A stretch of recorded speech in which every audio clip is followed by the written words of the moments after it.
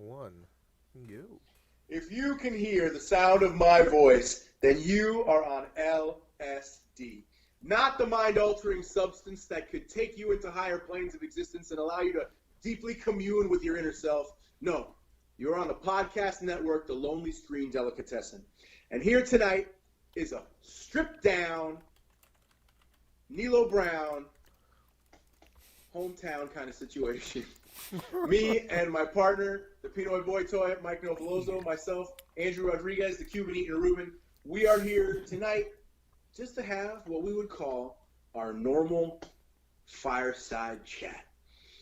We started this podcast because we had begun this channel to film different types of content during the COVID, but during just normal life, and then the COVID epidemic began, or whatever, the COVID hoax, whichever you believe, and it kind of took its own life, and these conversations that we would have in the wee hours as we both played video games, he on a PC and me on console, woo woo, but those conversations molded their way into this, and you guys have joined us on this journey. So tonight we're just going to have one of those chats, the two of us. We're kind of getting back to our roots. We're getting back to the original Rogan and Red Band on a sofa. Yes. Except Noveloso's smarter than Red Band and I'm dumber than Rogan. No. No. No. I mean, I'll take that compliment. I'm smarter than Red Band, but I think you're smarter than Rogan. I don't know. That dude's talked to a lot of very smart people. There's like a rub-off effect. I feel like. I mean, like... I'm maybe more open-minded.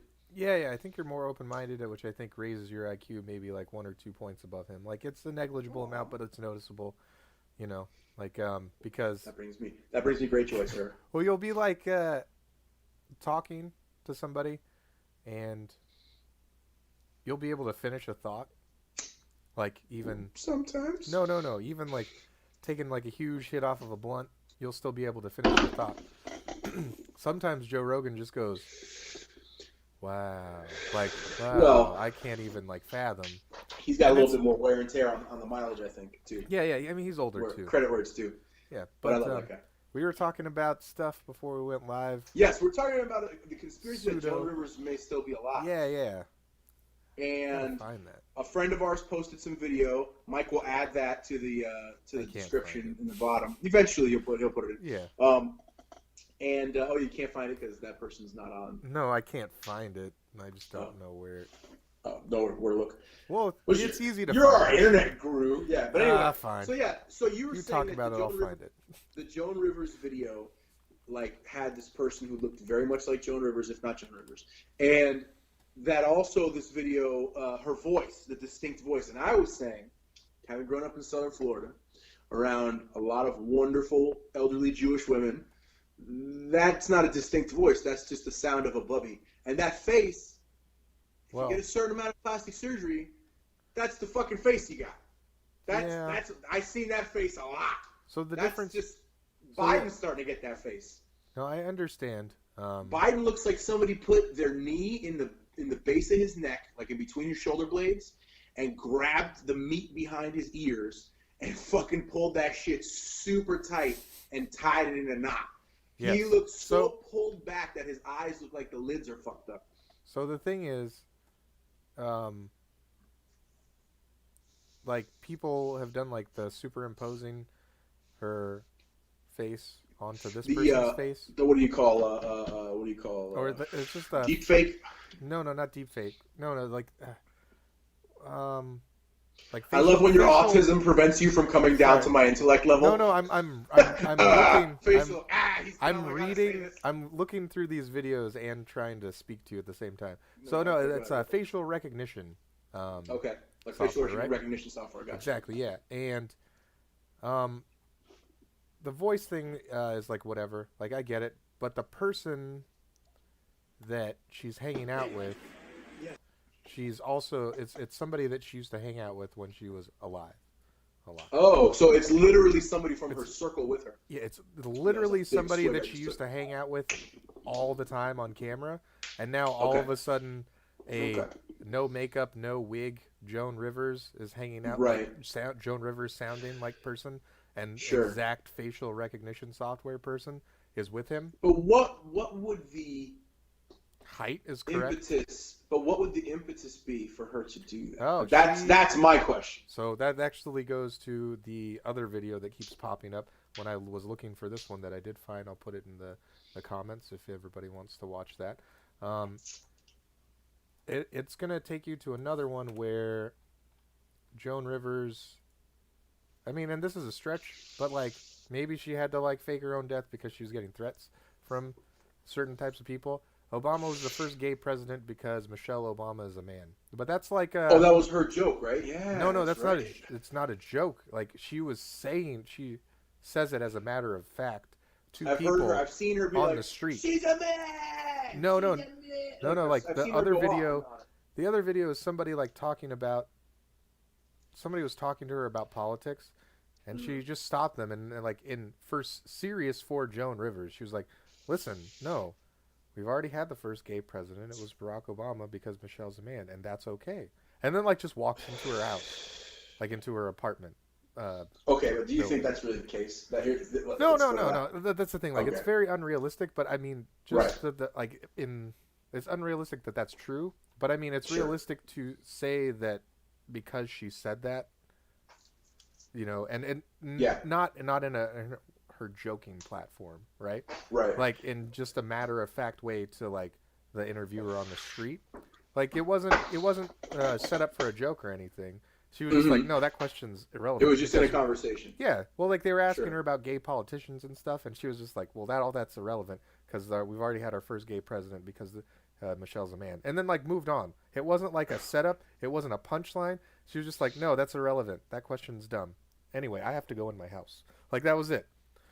Wow. So I don't know, like once again, like the chances of that being true are I don't know because I will never know because that shit's weird, and I don't really care. Like that doesn't bother me if it is or it isn't. Like she says, that's fine, whatever, that's fine. Well, that was like that whole thing of like, oh, he's a Muslim. Yeah. So no, that was different because people were trying to conflate him with like the Muslim people that want to, zealots. Zealots, yeah. And you know the crazy thing is, when I compare people that hate Trump to those people, they're like, no, it's different. They were racist, and I'm like, no, it was xenophobic. It's the same shit. Here's the crazy thing about those people: once you get them to like talk about the difference between, once you can talk to them about the difference between like Muslims in the Western society, right? The people that are moderate escaping, exactly. People that are escaping the areas, right? I grew up Catholic, so I'm culturally Catholic. Yes, exactly. Like my wife is culturally Jewish. Being Muslim is very different. You're not. No, because I know many people who have grew up in a Muslim household and they grew up in that culture, but they don't adhere to the tenets. Yeah.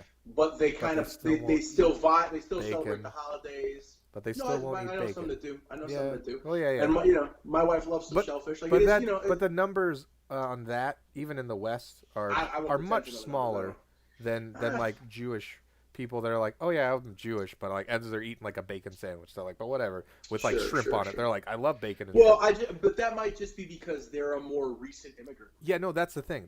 So and that's where that confusion is. And when you can sit down and talk to the people that were like, oh, he's a Muslim terrorist. It's like, no, if anything, he's just a regular Muslim in America. Sure. And because it is so new, you don't understand, like you're conflating, the people. Well, that's the other thing too. In those other countries and the people here. But here's the thing. So once you can talk to them like that, they'll just drop it like from their brain, like, oh, well, I mean, he can be a Muslim, whatever, then it's fine. But here's the thing: the people that like hate, and this is why it really infuriates me that people try to call the people that called him Obama a Muslim terrorist worse than them. Is the fact is they're actually the people that have TDS, Trump derangement syndrome, are worse than the people that were calling Obama a Muslim terrorist, because you could talk to those people and reason with them, right?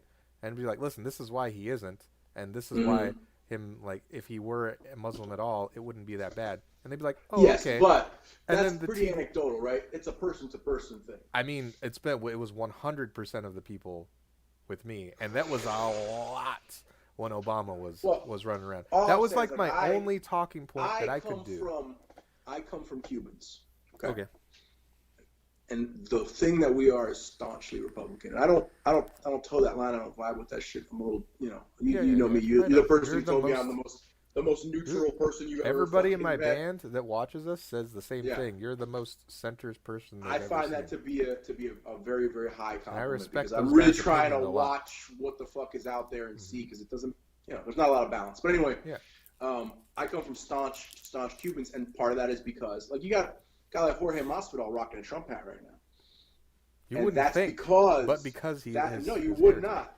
Yeah, but that's because he is Cuban. He grew up in a Cuban family, and anything he's that Cuban is remotely and Dominican. close. So like, no, I think he's Cuban and I thought he was Salvadorian. I thought he was Dominican. That was his whole thing. No, it's either Dominican or Costa Rican. Oh yeah, he did a rant about something where he's like, he might be. He might be. Like, you wonder why? He's like, you wonder why I would do this? He's like, I'll just tell you right now. Like my one parent's Cuban and my other parent is, and I want to say, I think Dominican. he might have said Venezuelan or Venezuelan. It doesn't matter, but like. Either way, he said Latin America has been but yeah, he was like, over a lot of fucking decades. He was like, you really think I'm gonna vote for a guy? But anyway, like other than as a result the of Republican? the experiences that Cuban people have had, Venezuelan people have had, Colombian people have had, there is an overwhelming amount of them that are staunch Republicans, and I come from them where my aunts and uncles and father would say a Democrat is just a communist in a mask. And that was literally from my childhood. You know, and during your childhood, it probably wasn't that true, and it's actually a little like closer to the truth today. I actually agree with you. I remember voting for Obama in the first election, his first election, and that was my first. I think that I was able to vote. I think I was 20. Yeah. And my aunt was like legit. Look, she saw me be like a little hood, a little thug, and trying to become a fighter as my profession. She never expressed disappointment in me. Like when I voted for Obama, let me tell you. And she was like, you're voting for a communist. The people that took everything from us and made us flee our homes, that's who you're putting in power. And looking back, and here's the thing too, all the Trump hate, again, you know me, man, I don't vibe with any of that Trump shit, but I don't understand how we can, even just like when people want to say he did all this good shit, like today when I was having a discussion online with somebody and they posted a litany of things that he did, you can find lists of bills that any president signs into action. That's just some shit they do every fucking day. Yeah. So that's not impressive to me.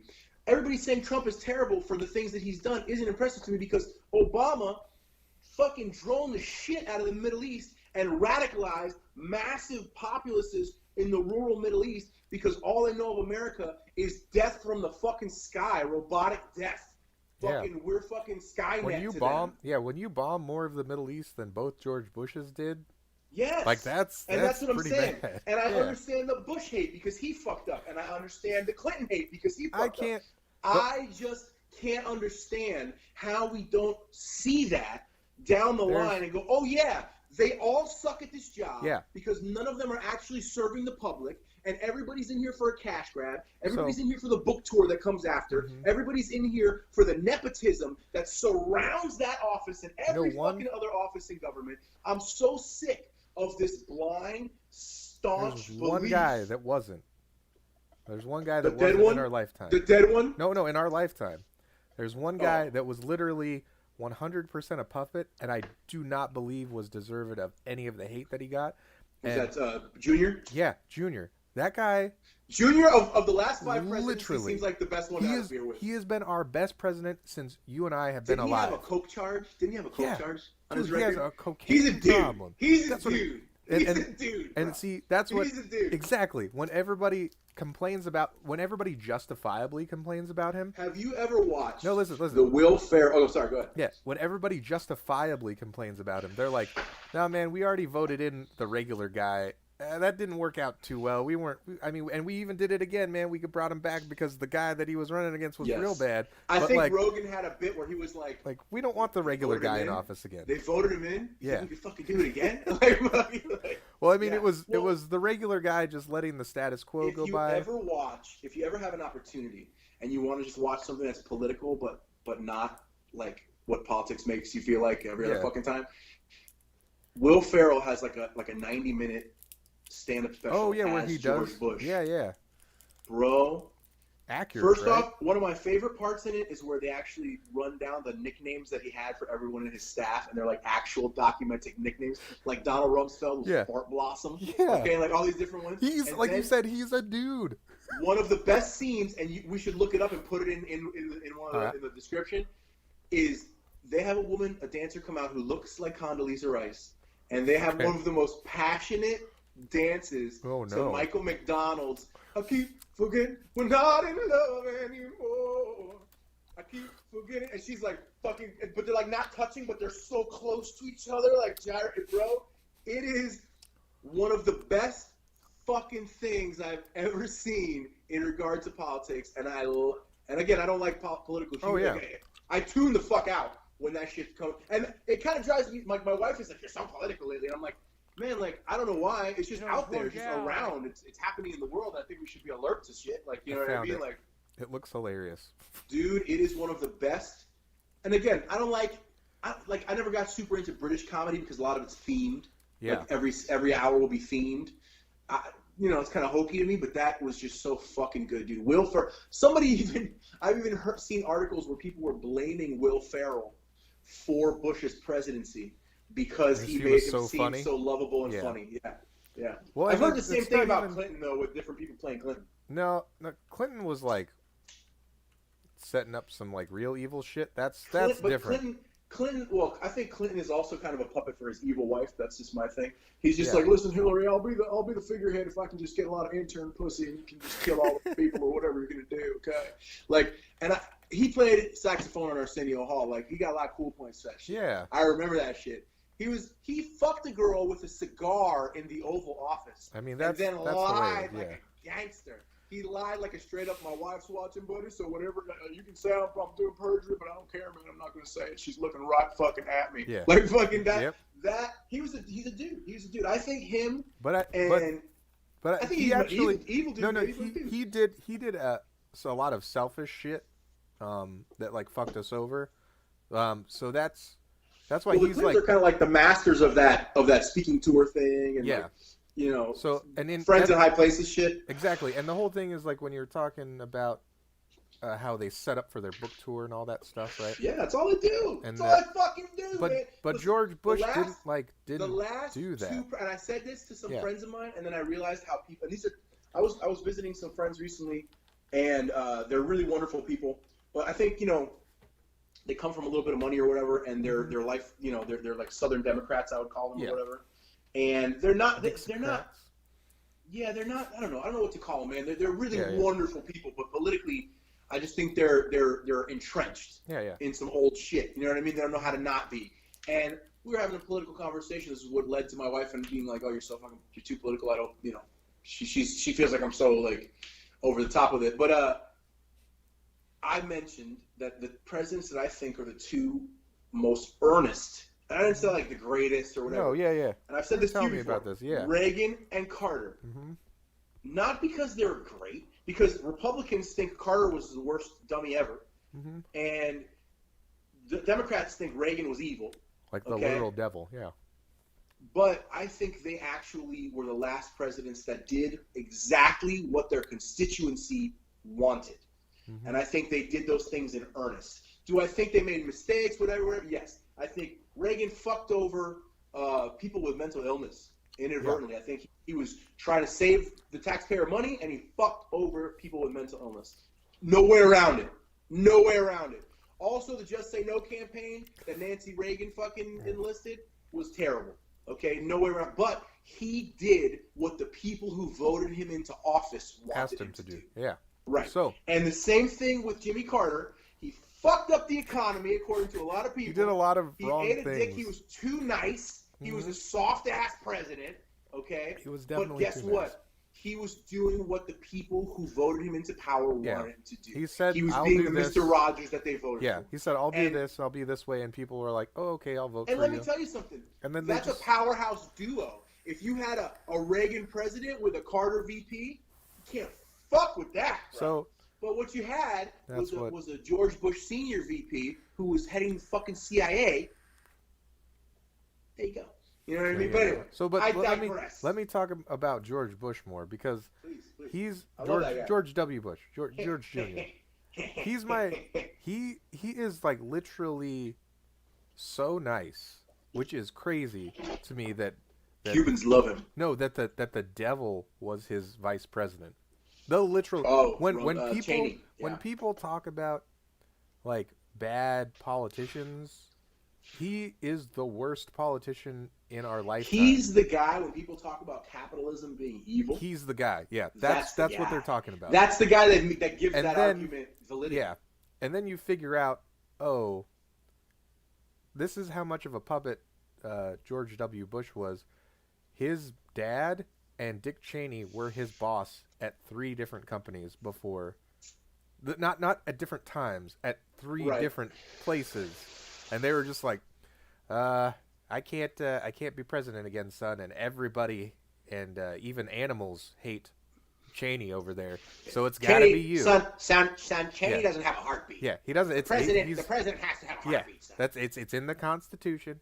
He's got to have a heartbeat. I think, again, Rogan fucking, the dude is underrated. I think eventually his comedy will be as highly touted as his podcast. Yeah. But he had that fucking bit where he was talking about when Bush Jr. had the black eye, and he was like, Dad's putting on the fucking black leather glove, the fucking CIA glove, and he's going, George, come here. Yeah. George, come here. Come here, George. Like, you know what I mean? Dude, like, that's what...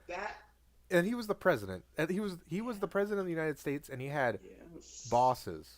Like, legitimate bosses. And they're like, all you have to literal corporate bosses. And they're like, all you have to do is not die, and anything we put on your desk, just sign. And then if you sign anything that we put on your desk, you won't die. And he's like, oh, okay. And here's what you're saying. All the other presidents do the book tour, do that. He didn't do that because he didn't need the money. Do you know what George W. Bush did? Like the year after he owned baseball teams prior to his presidency. Yes, he literally he had money. He had oil sober. Yeah. He stopped being sober as soon as he was done being president, which nobody gave him shit for. And he would just go to the Rangers game, get drunk, hit on women, and throw baseballs at people. He wouldn't sit in the box seats. He would sit in the regular seats. Dude, he's a dude. And that's why, like, his one daughter was known for being crazy. Yeah, we paint soldiers now. What's it called? What's her name? Michelle Obama supposedly loves him. She's like, dude, he's the best guy. He gives her candy. He gives her candy like that's his granddaughter. I would fucking take a butterscotch from George Bush Sr. all day. I'd have George Bush Sr. back as a president tomorrow. I would too. Junior rather. Yeah, that's the crazy thing. You know, like people that really hate Trump, they're like, I never thought I would wish for Bush back. And I'm like, listen, no. And then I have to explain these things. Remind them of Cheney. Yeah, I'm like, Cheney was the real devil. And this was back. Are we coming back? Yeah, exactly. I think David Spade being my favorite. Get my robot heart. We're going back. I think David Cross being my favorite comedian during the Bush administration. Which is really funny considering how far you lean the other way from his ideology. Dude, I mean, like that, which tells a lot about your balance as well. Well, I mean, like I was literally like fall in line. I'm young. I must be a Democrat. I must be super liberal. I kind of felt that way. I think when I voted for Obama. Right, and then so. He just broke my heart. I would just watch. I know. We've talked about it. He lied, but I would watch everybody. After George Bush stole the first election, right, from Al Gore, right? Yeah. I really started to watch politics a little bit more because I was starting to get into the conspiracy theory stuff, involving my family and shit like that. So I was watching him, and I was watching that it was literally I've also done a lot of research before that onto how Hitler came to power and how they would do things with Hitler. It was very reminiscent of the Hitler thing where they put Bush out there and he's like, oh, hey, yeah, well, America, whatever. And then they take him off, right? And then Goebbels would be like, fruit fries. Yeah, and Goebbels is like, oh, yeah, he can't hear us anymore? Okay, so we're going to put all the Jews on trains. That's what they would do with Hitler. Hitler would do the uplifting speech. This is before he You came think? to power. No, I've seen the before video. he came to power. Before he Okay, came to before he power. came to power. When he Because was there was a point in rallying. time where he was like, No. listen to you and us out. No, like, he like this is way before. So he was never elected into office. Also, I don't know if you know that Hitler was never elected. It was a coup, right? It was a weird coup. Which is it's bureaucratic coup. Yeah, it's mirroring Trump's presidency, which is very strange. I'll get into that too. But so here's the thing. So they would make the Hitler or the Bush do the rah rah happy speech, nationalist. Sure. Like, Freedom fries. Yeah. Freedom fries. And then the Goebbels, right, would let him go into the back. Goebbels. And they'd just be like, he can't hear anything. Goebbels. No? He's back there. The TV's off back there, right? He can't hear anything. Cool. The Goebbels / Cheney comes out and is like, all right, now here's how we're gonna fuck everybody over and get like all like the crazy people in the audience riled up, right? And then Cheney's like, listen, my heart doesn't beat. Listen, sometimes you gotta shoot your best friend in the fucking face and make him apologize for it. So, Gene said something that in chat, and I forgot to. We need to have Gene on. Yes, we need to have Gene on. Like, Gene's a genius and an artistic. I love Gene. So brilliant artist. Here's where I was going with Bush. Like, so they were mirroring that. So I that's when I was like, oh, I should really watch this because it's very concerning. But then whenever I watched all of George W. Bush's stuff from before he was president, by the way, there's so little to grasp at on the evil of George W. Bush that the main thing that they say, oh, he can't even read, he can't even speak. If you go and watch, I don't think that's evil though. No, that's the thing. Yeah, like but then that's the other thing. Like, is he dumb or is he evil? He can't be both. You know, he can't be an evil genius and a retard. Like they're calling him, right? The only time saying retard was acceptable is when you talk about a Republican. Anyway, so so I watched all of his speeches before, and like you said, it was just a dude, but he was much more eloquent and used his vocabulary to speak.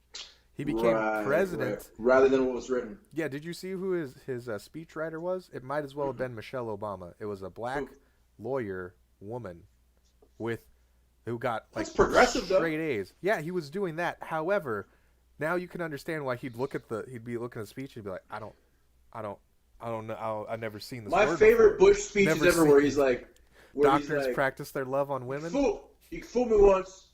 You can fool me. Can't fool me again. Yeah. No, because it was written. He just bailed on it. Yeah. You can't fool me more than that. Like that's what's. I don't know. It's literally Listen, written. guys, I'm not getting fooled. That's what I'm saying. Is Yeah. All I'm saying. So like that's the whole thing too with his speeches, like, and he even talks about this lady like in like 5 years ago on some. He's like, she's a very wonderful woman. I still have her over for like family dinners. She's a great lady, but towards the end of my 8 years, I had to tell her, like, hey, you got to dumb it down for me because I don't know a lot of these words, you know. Like, and that's like a dude, like you said. Which is extra funny because he's an Ivy League graduate. A C+. Well, no, he said that too. Well, that's fair. He's like, listen, I'm sure you graduated with straight A's, but I got by with C's. So you got to give me words I know. And I don't know if you like. He's honestly, the worst thing about him is he's a classic example of nepotism. Yes. But he talks about that's that the worst shit thing too. About him. If you read his books, if you want to categorize him as evil, that's the most evil aspect. Yeah. Aspect that I could see. But he even talks about that stuff too, which is when people are like, yeah, when people are like, he's a warmonger, like, yeah, he signed all the things, and he had to press the button. But if to you're say gonna yes, call right? him a warmonger, you have to call Obama a warmonger. You have to call Bush Part 1 a warmonger. You have to call Clinton a warmonger. And they all fucking put troops on the ground, even in ops that weren't considered open war. And here's the thing, too. Like, I can the most logical argument I've heard against him is like, well, I mean, that sucks that he's not an evil guy, and he was ignorant to what he was doing, but that doesn't excuse the like potential war crimes that he okayed. You know, that's fine. But then that goes back to, like you said, every president. Well, that's what I was going to say. But as far as the character, what we need to start doing though is taking a real fucking account and analyzing the fact that we've been at war for our lifetime. Yeah. As men in our mid-30s, people in our mid-30s, we have been at war. Our country, our nation has been at war for most of our lives. No, yeah. It's not all of it. No, 100% of it. So we need to take stock of that and go, okay, hold on a second. What the fuck is our vote putting into play? Like, who is making this decision to keep us at fucking war for over 3 decades now? And why is that a major part of our economy? Yeah, and let's segue that into... Why is that a part of American... So, you want to talk about American colonialism? We are colonizing our own fucking minds by the idea that it's okay to just be perpetually at fucking war. Let me tell you why military people voted for Bush. Because even though he sent them there, and they were gonna win. He sent them there for action. Like, no, he sent them there. He sent them there. Like, people I know, like my James says, or not James. Oh shit, I'm sorry, Gene. Gene said we're a war economy, which makes sense. That's what I said. You can point to that in like World War II. But here's the difference. Here's why. Well, honestly, that goes back. World War II, we can have a whole thing because World War II. Okay, that was our first big boom. Well, that's the first place that I get furious at. I guess you could call it white America, where. Yeah, I guess. Yeah. But the reason being, like, I don't blame America after the Reformation for still being racist, but black people went to war twice, like with the rest of the world for us, and then we still didn't say "come to the party, guys." Like you're in, you know what I mean? Like, and then after Vietnam, we still were like, "Hey." Well, that was even more. That was the next group. That was more egregious. That was my father's whole unit was all Latino and black. Exactly, like you said, that was where like the white guys were now like the colonels, and the black guys were the captains. The South Park. What was the South Park joke? Operation Get Behind the Darkies. Yeah, that was their fucking. That was their game. Yeah, Vietnam was even worse now, and that's where the black guys first got their first taste of like, oh, I'm a captain now. Well, get behind the less brown guys, like Cubans and Latinos that come over. So, but here's the thing, right? So, anytime like the devil Republicans, right, go to war, they send you there with like literal like laser beams versus sticks. Like that's the disparity, right? And then Democrats, they just don't tell you, the presidents, right, that they're bombing villages, like Obama bombed most of the Middle East. But so they don't commit to a war. That's exactly, and that's why military people are more in favor of Republicans most of the time, and they loved Bush because they knew that they didn't win, but he threw a party for him. He was linear, bro. But he threw a party for him on a fucking aircraft carrier that said mission accomplished, and you know what, though? He got drunk with them. It's not fair to say they didn't win because they did win. Yeah, no, they did win. Those guys fucking wrecked shit, and if we would have let them stay, they would have had shit. It probably would have. It probably, yeah. But what didn't win was the vacuum that was left when we didn't actually have a fucking plan after we wrecked house. Gene said Obama did the long con. He said he was going to take the troops off the ground. Did that? He actually did. Those are the two. He actually did. Two he things moved them around. that I voted for Obama for. Specifically, was shutting down Guantanamo Bay as the son of a Cuban refugee. The idea that we still send a check over to that fucking despotic regime makes me sick. Okay, and that they cash that bitch whenever they fucking want. Yep. Okay, fuck. And my dad used to take a drill press and put holes in Kennedy's head. So that goes to show you how staunch the Cubans are. Okay, Gene said he pulled them and then bombed every day. Well, and that's exactly what. Yeah. So he was supposed to get our troops out of there and end it. That was the plan, to say, like, we're going to stop it, we're going to bring everybody home, and we're going to have another era of American isolationism to a certain degree when it comes to fucking, outside of the country actions, and we're going to shut down Guantanamo, we're going to focus on fixing some shit here. That was his idea. Like, we can do it, we can fix it. Yeah. Yes, we can. And I was like, fuck yeah, man. He literally Let's send everybody to college. Fuck yeah. Let's do it. Everybody gets health care, let's do it. What he did? Everybody. He pulled the troops. He pulled the troops out of the spots that he was bombing and stationed them in nearby spots to make sure people, to make sure. Yeah, in his second term, Guantanamo Bay was still open. Gene said. It's still open now. It's still open now. Yeah. Well, I mean, still choking Arabs in that fucking place. You can't. Trump is not going to close that. He has said, like, I think they do very good. He said, no. I mean. The way that people are like, Trump's going to do all these good. No, he never promised that. But here's the thing. Saying. That was never his promise. So Obama, he didn't get my vote. That was never his promise. I voted for Gary Johnson. I threw my vote the fuck away. Obama moved people away from where he was going to bomb, and then would bomb them every day that month, right? And then he would move his people back there and be like, "Oh, look, we're peacekeepers," like a fucking asshole. So here's the thing: bomb shit, and then be like, "All right, guys, we're here to help Yeah. after all this shit blew up." So, and now that actually leads me into now the Trump era, which is, this is what, when you want to compare so far in the 4 years the military action that he's done, he's actually, so he did a shuffle too. I also feel like all the people who really hate Trump and are really like egregiously mad at him are people who never had like a shitty stepdad or uncle who act like he was way cooler than he was. Yeah. He was like, I was But the the best thing at is- everything I did. Yeah. I was awesome. And I'm not saying he's not doing good shit or whatever, because I hate that argument where it's like, well, no, he is doing good things. And it's like, okay, he's doing good things, but he's also a chode too. He's also a half-inch dick on a big fat pair of balls. Yeah, like, there's no other question. There's no question about it. Unfortunately, he's the guy that's doing some good things, you know. Listen, every president does some good shit depending on where you're standing. No, and it's every different. president does some horrific shit depending on where you're standing. Yeah, well, I'm saying this is different because I at the risk of sounding like a Trumper, because those guys are fucking crazy. They think everything he does is like solid gold. I understand that he's probably done some horrific things personally, right? The people, and like that's something that I'm not saying he shouldn't, have consequences for. What I'm saying is, so when he says he takes troops off the ground, what he'll do is this is why I think he's gonna die, not by the hands of some random Antifa, or maybe some covert shit. Some sneaky shit. Yeah. Like he's probably going to be assassinated because he does the shuffle, right?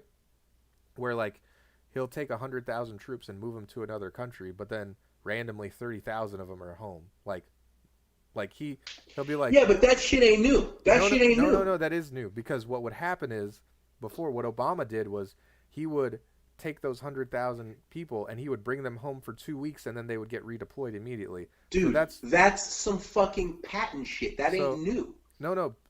But what I'm saying is Trump is doing that. Maybe new in this era. But Trump is new. no. It's different because Trump is doing that, and then like and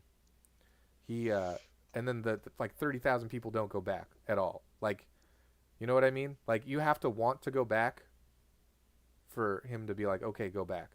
So like, I'd have to hear about like, it's really that weird. From somebody in military ops to know that's like something corroborated. That's actually all I'm hearing from like relatives and like people that I know that are in the military. They're like, I've got a guy. They're like, I don't have to go back. Vet, I know a couple vets that I really want to have that discussion, because I really want to. Because I know a couple guys who are staunchly against Trump that are vets. And I know a couple guys who are staunchly pro. Matter of fact, one of the guys on that conversation today is a vet who's staunchly against Trump. Yeah. And another buddy who I want to have on is a staunch advocate of Trump who's a vet. And I find their points very passionate, very well thought out, and very well.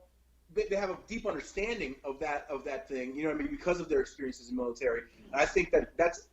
I always take a lot of heed from people who have the direct experience. Yes. Yes, from the vote of people who actually have been on the ground and had to bleed in their shoes for this country. And like, that's the other thing too. It's like, I don't fault Obama for the drone thing, because it seems like a better option than putting. No.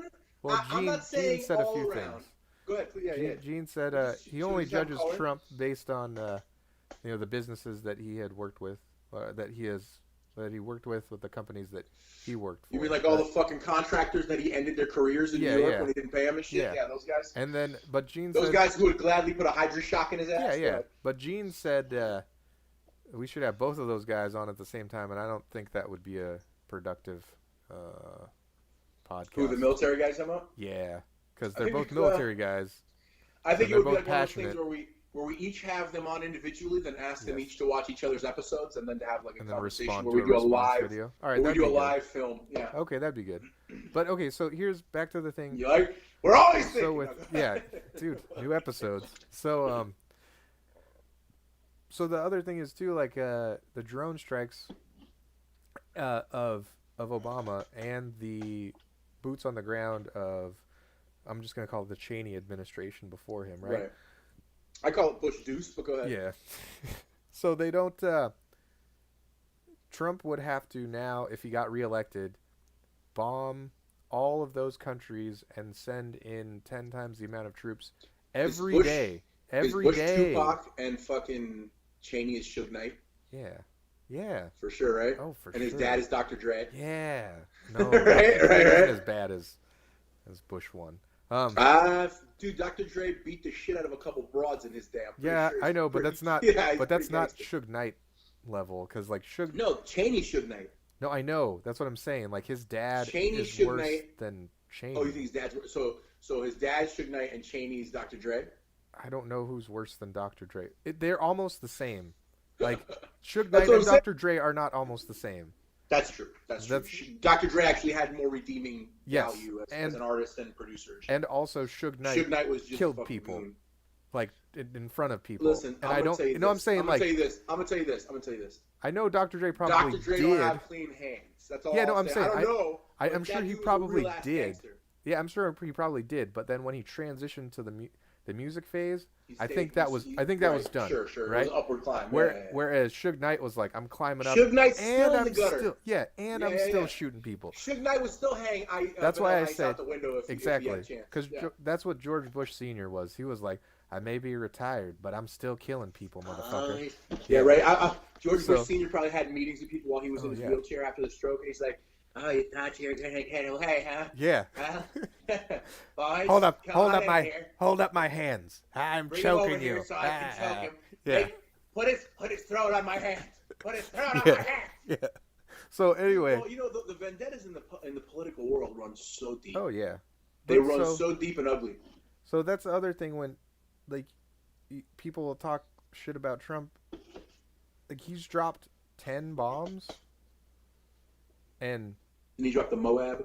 Dude, he's dropped the largest bomb ever. But that's the other thing Moab, too. The mother of all bombs. The largest non-nuclear payload possible. The cool thing about that was it's real confusing, the Trump hate, because like before that he called off a strike because they said, cause he was like, how many casualties will there be, right? And this is why Mad Dog quit, right? And he said that they were like 13 innocent people die, and he's like, no, well then don't bomb it. And Mad Dog's like, are you fucking kidding me? We need to kill these people. No, you got to do it right. We're gonna be like, are you fucking kidding me? These people threaten America. Yeah, exactly, right? So listen, like a month later, but he'll get shit done. Because of that lisp. Exactly. Because there's some deep-seated shit. That every time he's pressing a button on somebody, he's like, they'll never make fun of my lisp. Like that's some... Yes. You don't become a general named Mad Dog with a lisp without fucking some shit up, okay? So basically... And he's not married. He was fucking some soldier dicks. So anyway... once again, more confusion with the Trump hate, because so they're like, oh no, he didn't fucking bomb that enemy. It's like, wait, so now you want him to drop bombs on babies? Like, and then he drops the Moab, right? And it doesn't hurt any innocent people, right? He blows up a mountain that's far away from innocent people, right? Yeah. And they're like, and then they're like, oh, how could he drop a bomb? There were innocent people in the vicinity. It's like, this happened within 6 months of each other. So just seeing that gave me flashbacks to when, back to the beginning real quick. So like that gave me flashbacks to the beginning, like when I was trying to say, like when David Cross was my favorite comedian when George Bush was president, and he said the dumbest shit I'd ever heard, and it immediately made me lose all respect for him. When he's like, well, I mean, isn't George Bush just eating babies now, right? Doesn't he just eat babies whole, like alive? What does he do? He goes over to Iraq and he goes, oh, just give me this baby. David Cross. Oh, yeah. I really liked him. I remember that. Yeah. And then, like, once he said that, I was like, but I've been watching George Bush. He almost died to a pretzel, a soft pretzel. Not a crunchy pretzel. Right, not one of those big, hard sourdough ones. Yeah, no, he got a soft pretzel. He almost died to a fucking soft pretzel. So, like, and then that gave me flashbacks when people do that shit with Trump. I'm like, listen, I don't like the guy, like, on a personal level. And like Gene said, all the shady shit he did, because, like, my dad's worked for a few companies that he's fucked over. But, like, he's funny, and he doesn't do the status quo stuff and the things. So here's the thing that I hate that both sides do. Once again, like the rah Trump guys are like, he did this. 70% of that stuff is done by other presidents. He's just doing what Trump does, where he tears the building down, he rebuilds it, and he puts his name on it, right? So then all the Trumpers have ammunition to say that they've got this list of shit that he does. But then all the other people will just say like, no, every single thing that he's done is bad, and that's really not true. He does bad stuff just like every president, like you said. But why he gets so much, I call them NPCs, non-player characters, right? I think we have to recognize they all have fashionable. A script. What's that? It's become fashionable. Oh yeah. To be outraged, regardless of the subject, right? So whether it's Trump, whether it's Dan Harmon fucking a baby doll or whatever it is, people get outraged. No. I don't know, man. I'm tired of defending people like I know them that don't give a fuck. Yeah. I'm tired of all the outrage about people we don't know. Like, there was a point. I'm a big fan of Joe Rogan's podcast. There was a point where I'd see people be like, Joe Rogan's a big dumb bro, dude. He's a right winger, and it's like I would always be like, well, no, he's not. And I was like, I don't fucking know Joe Rogan, man. Yeah. And I don't care what people think about him. It doesn't do me any disservice. Doesn't do me any benefit. This one has that opinion, that one has that opinion. And it's the same shit with presidents or fucking football teams or whatever it is. Listen, my wife's a Jew and I'm a Cuban. I don't put my political affiliation on a fucking bumper sticker, on a sign outside the house. None of that shit. I don't want to go on no fucking lists that I don't got to go on. You know what I mean? Yeah. So the idea that we are all going to sit here and solve it by being like, this one's worse, but he's worse, but he's shittier, he grabs pussies, he sniffs kids. I don't care about that either. They're all assholes. Look, if you get in that job to run the world, you are probably a fucking cunt. If you think like I got it, I'll figure this out. I'm a cunt. You're a fucking asshole. I'm a cunt. Because I'm an asshole. Well, listen. I want to be president. You want to be president because you want to troll the country. No. I want to be president so I can fix things and get shot in the face by a CIA person. I want to fix things in 10 days because I've figured out I can literally fix everything in 10 days of being the president. And then I will step outside with no protection and just like Jesus. And literally just say, I'm dying for your sins. And then get fucking shot in the face. Yeah, that is 10 days. That is a god complex if I ever heard. Dude, hell, fuck yeah, man. I will be the new Jesus, and I don't give a fuck. But regardless, so what I was saying... I'd vote for you if Kanye was your VP choice. Ooh, that's a good because then you could die like Jesus. Yes. I have a... Hold on, let's get back to that. Let me my master plan to become president. I think Trump should boot Pence, bring on Yeezy. He should after he gets elected. No, if he brings on Yeezy right before, you can't. Right before, you can't. No, October 29th. So he brings on Yeezy. Hold on. Let me finish my original. Go ahead. Thing that I was doing when I was describing the most recent presidents. So yeah, the whole thing is when I was starting to defend George W. It's not even that I was defending things. I was just like, that's not factually accurate. This is what's factually accurate, right? Uh-huh. All of a sudden, even though I was registered independent, voted for Al Gore, right? I didn't vote for Al Gore. I voted for crazy people. I told you I voted for Ving Rhames because right before I went to go vote, I had watched fucking John Travolta, fucking Quentin Tarantino. Pulp Fiction. I just watched Pulp Fiction, gotten real high, and went to go vote. Pretty fucking far from okay. Yeah, that was literally the point where I'm like, oh shit, I gotta go vote. Like, I was like, oh fuck, right? So I started being called like a staunch Republican, and that's when like I started to wake up a little bit. And then like I watched Obama get elected, and I voted for my dad, I think, during the first one, and I think I voted for a cartoon character the second time. After that Obama. The first Obama, I voted for Nader in the second one.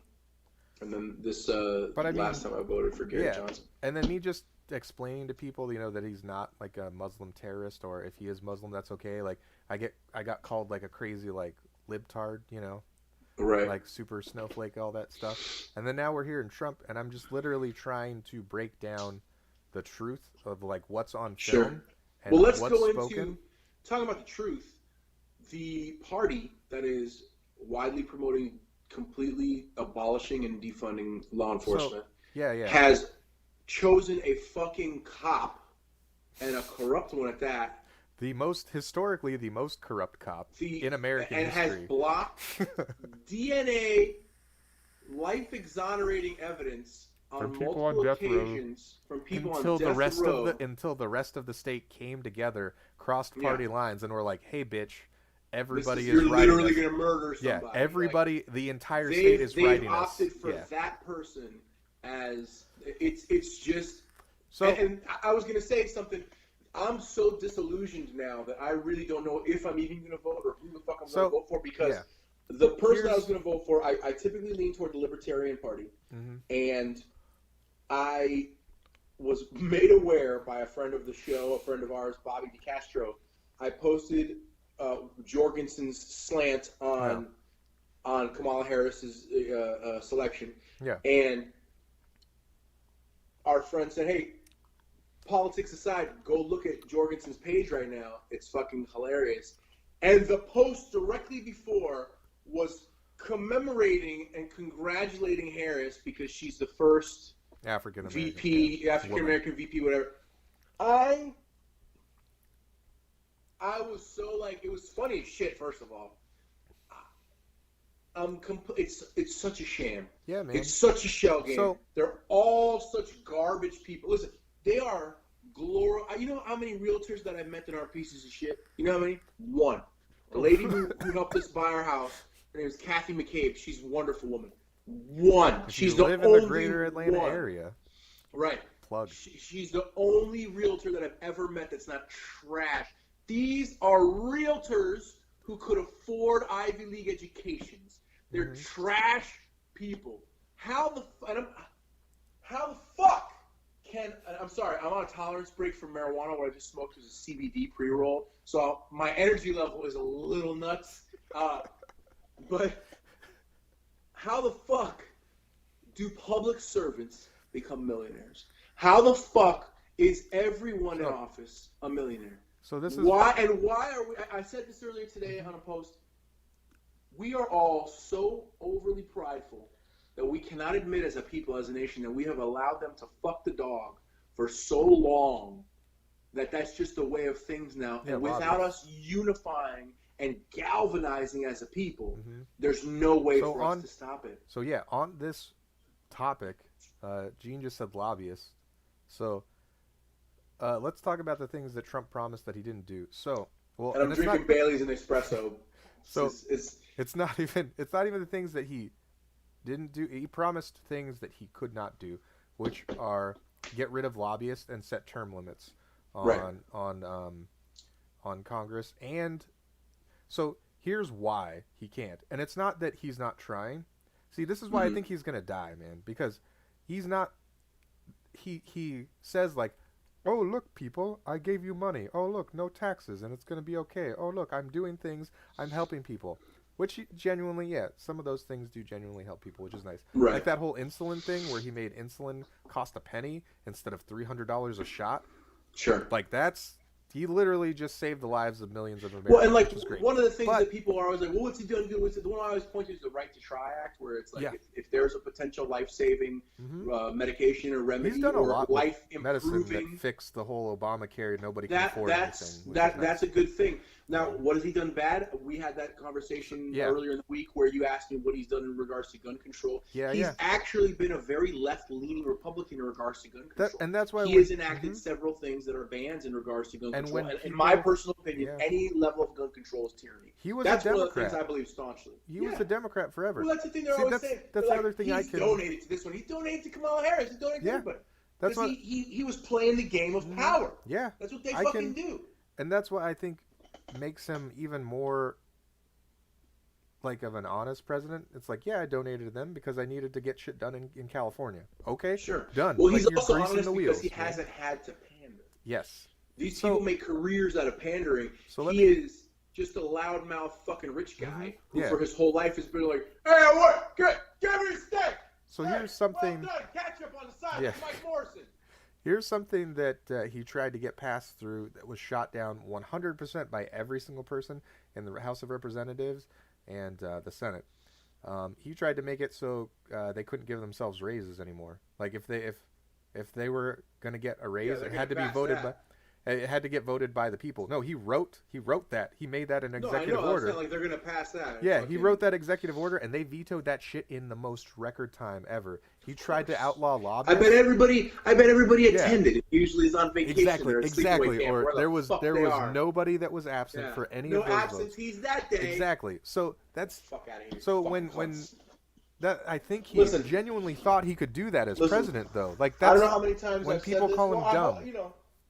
That's the dumbness where he thinks you can actually. You're not just a figurehead who's fighting against the tide. Exactly. But unfortunately, he thinks he can just do that. Gene actually found out that he can't.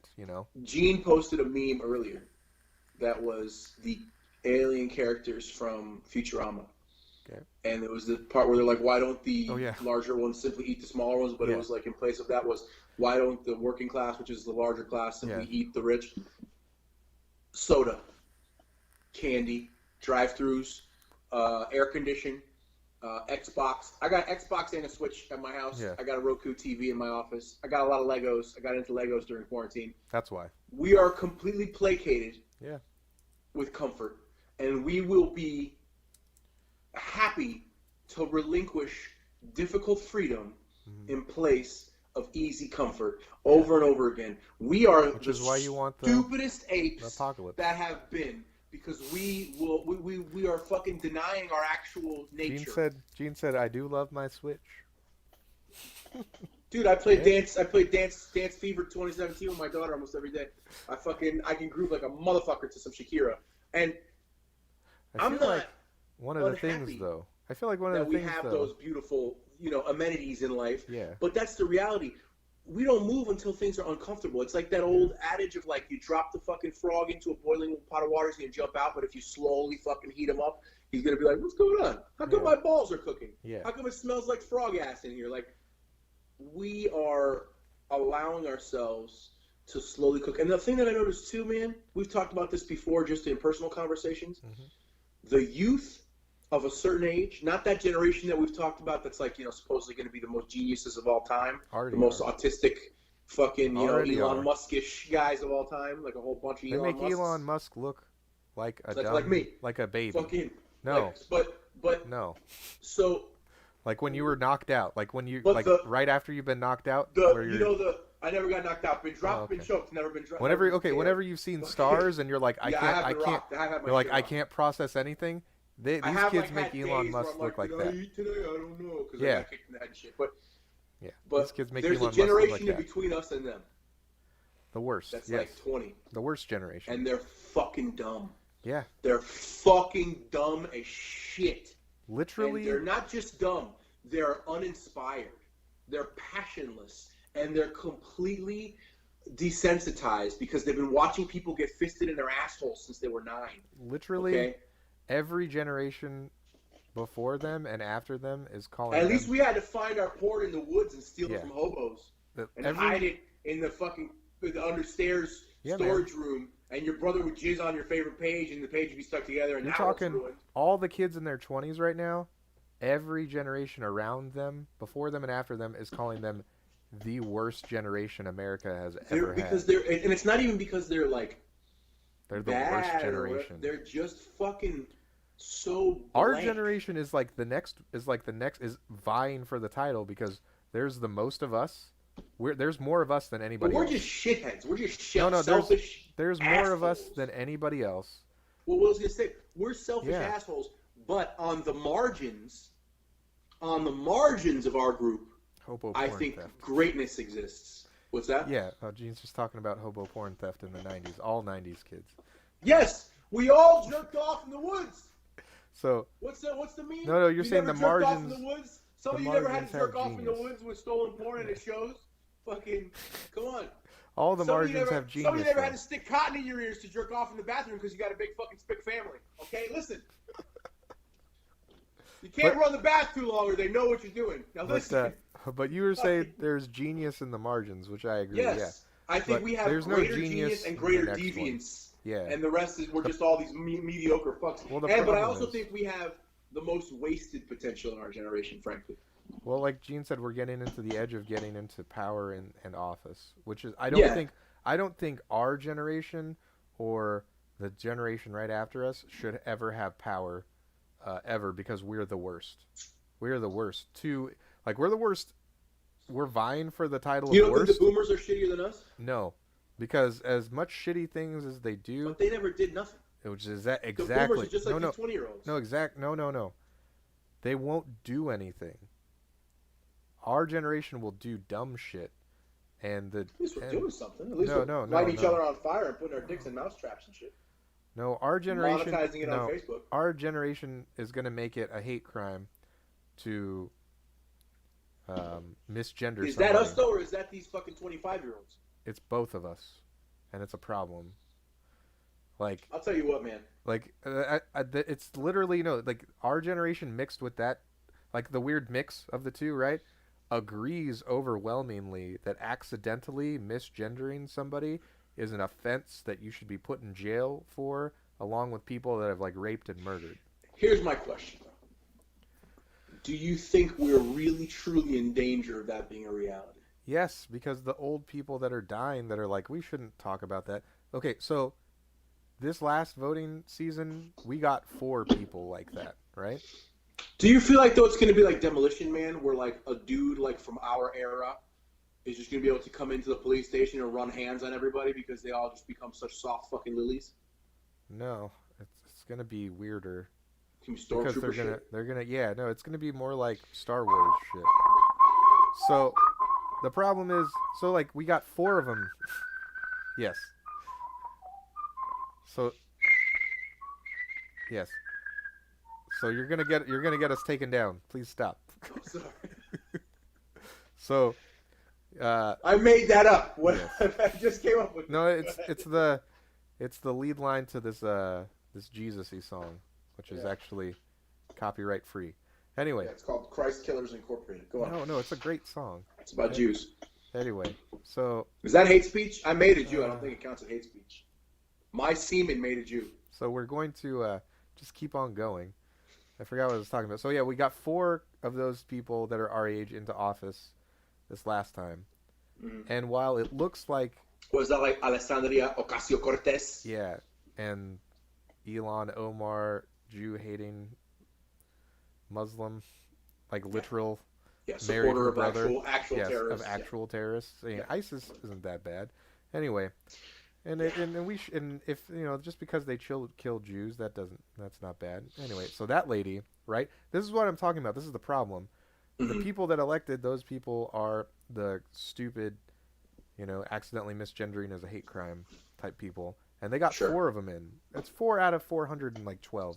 But still, that's 4 now. And instead of it just being 1, it wasn't like 1 and then 2. So then it was like 4. And now maybe it'll be 8. Like, even though it looks like... So the problem is with 4 instead of 1, right? Is that now people that realize that these 4 ladies are crazy and should not be in office... and they're the same age as us, and now we know why. So now the attention on them is divided, right? Where, like, you need to look at these 4 spots and make sure that they don't get elected, right? Mm-hmm. However, that still leaves 400 and fucking...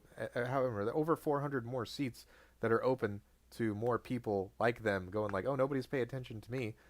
So now I know not to say all that AOC and Ilhan Omar stuff, right? Mm-hmm. But I'm still like them. I still agree with them. I still think they're great, But I can do things in a more covert fashion. Yeah. Right? So now, like, it's not going to be 4. Like, those 4 might get voted out, which is nice.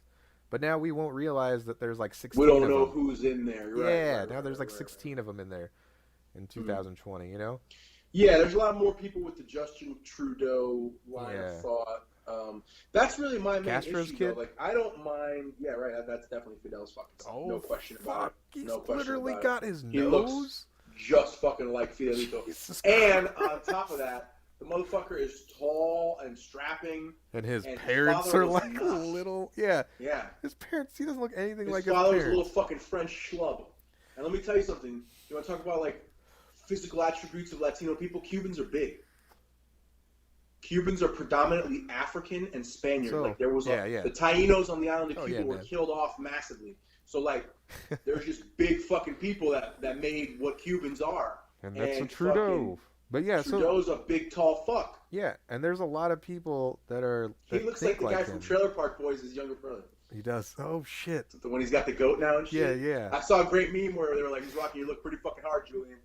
So my only thing is, like, unfortunately, while, like you said, the boomers and like the Gen Zers are in power now, they are not what we want, and that is fine. However, the next two little micro generations, or our whole set of 2 decades right after the Gen Zers, right? Or the Gen Xers, right? Are worse. So don't vote anybody like our age group or a little bit younger in. Unless we're talking about, like, Crenshaw. Yeah, Crenshaw, Gabbard. Yang would be a great senator, I'm sure. Yeah. Like, there's a couple you can pull out individually. However, right. all of them still did vote the against marginal great people that we, you know what I mean? But they did also all vote against Trump's plans to, like, not give themselves raises, not do lobbyists, and not think. Well, and I think that was more of a survival thing. Yeah, granted. However, there's a game being played in that world, so they can keep their life. Yeah. Yeah. So you know, I can't really get mad at them for that. However, you know, like those are like outliers. Once again, they're outliers for the generation. There's not a lot of, you know, Rand Pauls and Ron Pauls. There's exactly. Not a lot of Rand Paul's good, but he's there. like a Gen Xer. Yeah, Trey Gowdy's like a Gen Xer. There's not a lot of Trey Gowdys out there. Those guys are. But Trey Gowdy quit because he couldn't take it. Because he was like, you guys are all like fucked. Fighting against a hurricane all day every goddamn day, because it's corruption. And he runs at 100 all the time. That guy's life must have been so fucking stressful, because he was constantly having to deal with that. Yeah, having to deal with the bullshit from both every sides. Day. They're all full of shit. He should have. He should honestly have been the next president instead of Trump. This is why, like, I do understand that, like, every now and then at a Senate hearing, someone has to pull out a Beretta and fucking put a piece through somebody's eye, because it's so rooted, like, it's so deep, it's so ugly, and I say it over and over again. We're not going to have change until we have some millionaire heads on pikes, bro. Jackson was the best president for those reasons. Like, let's get past, you know, slave ownership. Yeah. Get past that, but I mean, get past that to the point where get past owning humans. Yeah, he didn't own humans. His wife did. That doesn't make any fucking sense. And he was very disrespectful. You're not gonna be able to explain away owning humans. He was very disrespectful to her about that. I can see the merit, however, in him, but listen, you can't explain away owning humans. I'm not explaining away owning humans. That's all I'm saying. I'm just trying to explain to you the details. He was about it before. He was very, very disrespectful to her about owning other people, and then in the same breath was like, Trail of Tears. No, kill these people. Black people are cool. They helped us build this country, and, you know, I had a bunch of them fight with me, and they were great guys. But these Indians, man, get rid of them. Like I think it's important weird. To note, though. I think it's important to note, though, even the people who were considered not extremely racist in those days. Oh, were definitely racist. Yeah. So even like literally, Lincoln is like, well, I don't end think of the century. Vote, but you shouldn't have them as slaves. Like it's yeah. Listen, so again, I don't look at America from that era. But what I'm saying is a real tangible thing. The America that I'm angry at when it comes to racism is the America that sent people to wars and fucking, you know, then didn't say, okay, you guys are in. You know what I mean?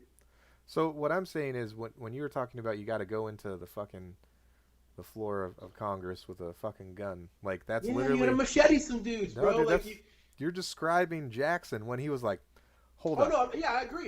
He was like, hold up. About that many times. You work for the banks? Listen. And his vice president was like, I do. Remember how many times you tell me, like, you've only not told this story on 2 podcasts? Yes, no, I tell this on every. To you, sir. Dude. Well, then I'm gonna fucking tell it again, dude. He found out his vice president worked for an international banking cartel. Yeah, and he brought that. Shoot him. Dude, he brought that motherfucker to the Senate floor, and he was like, "You impeach him right now, or I'm gonna shoot him in front of you." And they were like, "Oh, okay."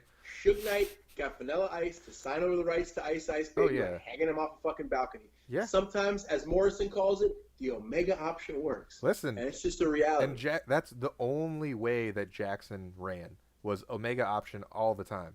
Who the fuck was running back then? You had to be a savage to make it there back then. No, it was real. It was the beginning of what we George see now. Washington was known to just straight up box guys during disagreements. But he was Andrew Jackson was literally the last politician from that era. I'm sure. Him, it was nobody else. It was like we see look, now. It's just like we were just talking a little while ago about Reagan. Like lawyers and started Carter, becoming. who were the last Yeah. bastion of that generation. You know what I mean? Yeah. So you have these different generational trends.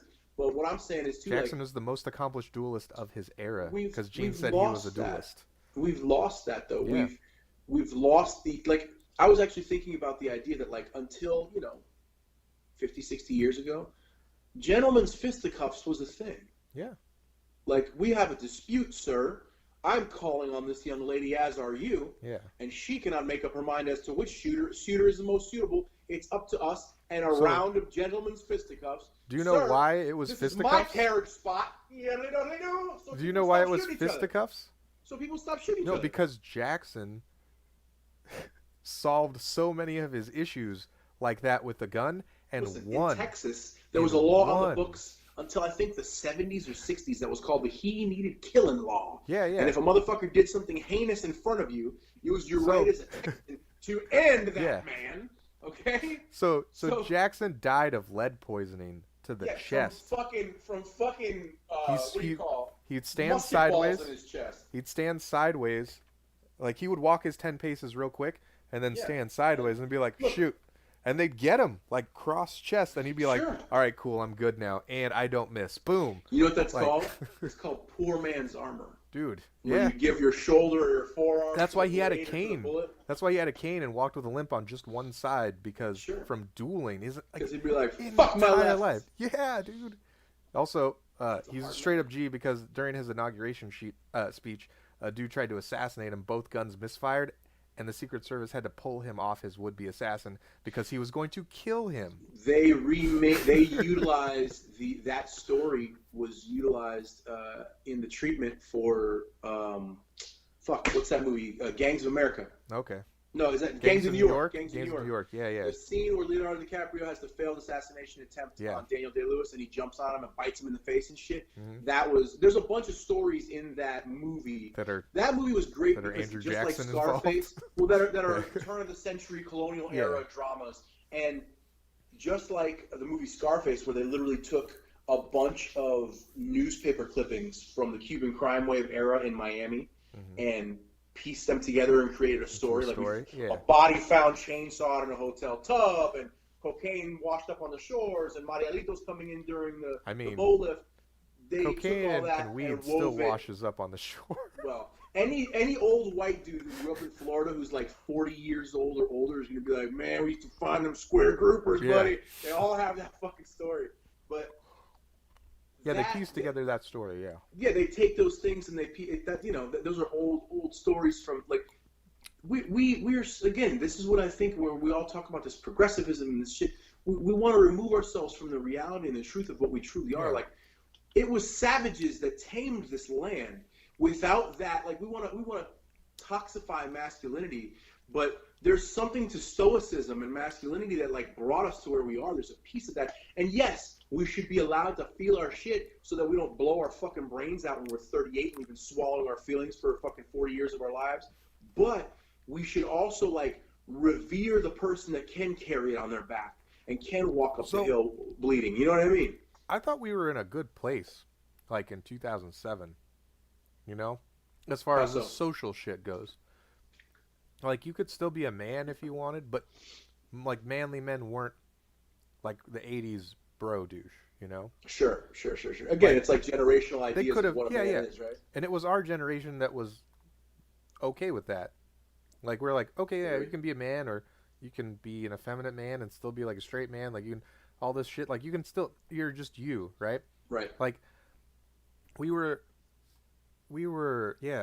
Gene said shit went downhill in the last decade. Because I remember growing up, even as a child, not really caring about race so much to the Sure. point where you know, I told you this and I've said this on the podcast. I thought BET was fake. I thought they were acting. You know, and Dude, like, I didn't think. We've talked about this many times, but like in my era of childhood, whatever, like everybody that I loved is black people. Yeah, no, that's I watched what I'm Fresh saying. Prince Like, of Bel-Air. I listened to Tupac care. and Wu-Tang. Well, If that's you the know thing. Like, me- so all this thing of like everything's racist and everything's like, to me, my Gene point of view is said- like, wait, Gene what? said I don't we get made- it. Gene said we made nerds sexy. I don't know Yeah, if he's saying that's a problem. Like that was the problem. Like now the No, nerds but- who are offended real easy.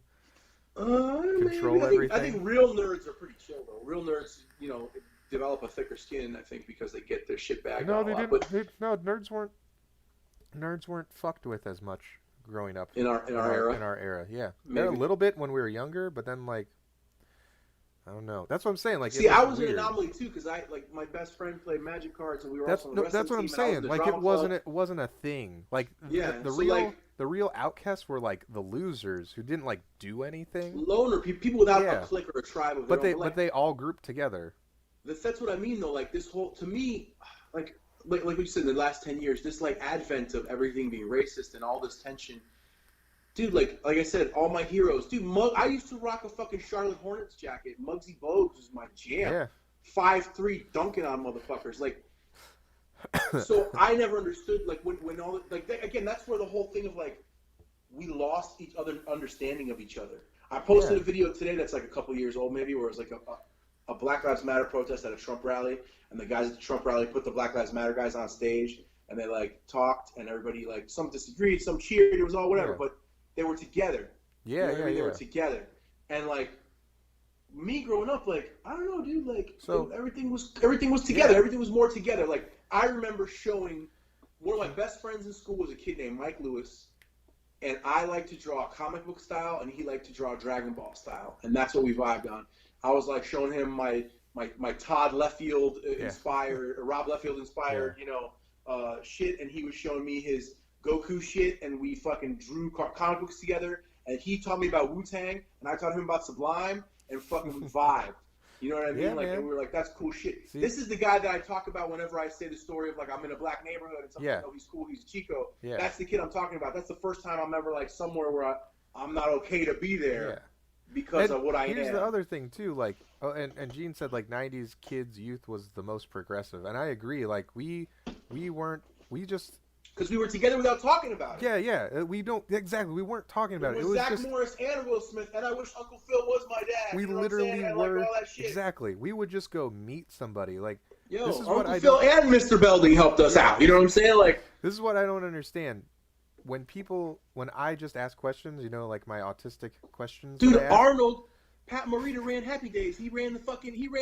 my dad the sock shaved. hop. My dad shaved his facial hair because he said he was tired of getting called Mr. Miyagi by people That's that weren't hilarious. my friends. Because he said when your Strangers. friends say it, like it's that's funny, funny. I get it, but like I didn't know these people, like they weren't your friends, they were older people. But no, like when people like say that like I'm racist or something that I say is racist or sexist or homophobic or whatever. Yeah. Like I don't think they've ever met me.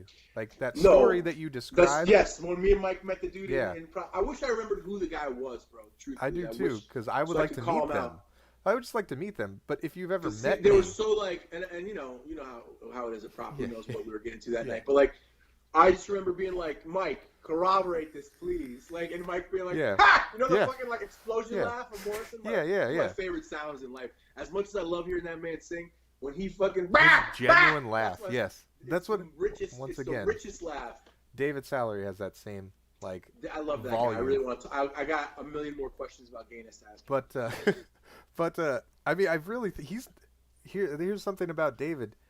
I feel like he's not the source to like ask for like generalized. No, but about questions. his not generalized stuff, about personal Because- journey shit. Okay, yeah, personal journey shit. Yeah, Yeah. because once Being again, a black man and a gay man, that's well, a once whole again, other layer. he's like us, where he doesn't give a fuck who you are, what you sound like, That's why, what that's your why I think background we got is. along so well. Yeah, I see you. I'm meeting you. Hello, you're But a again, human. I'm a So human. what Gene Nice just to said meet in you. the comments, bro, what Gene just said in the comments, straight up, like, our generation was progressive without even thinking about it. Yes, yes. And We then didn't all of a have sudden- to have it designed for us. But it's our generation that's shitting the bed with this thing, because I feel like it was so like we would just act like that naturally, right? But then there were the kids. Is it that our generation is shitting the bed, or is Yes. our generation so fucking weak and go with the flow No. that we just go like, because look, a lot of our friends, right? They are not staunch, but what I'm saying, a lot of our friends are not staunch, but they just let the staunch people talk all the time. Yeah, there's that. You know what I mean? But those staunch people thinking are of the in guys our that we know. generation. They're in our generation. No, I believe they're in our generation, but No, I'm saying, the loudest. I don't think they're the majority. No, yeah, the majority of the people that are, like, No, I don't asking think they're the to tag- majority of our generation. Oh no, they're not. Yeah, that's true. Right, Yeah, that's that makes what I'm sense. saying. Yeah.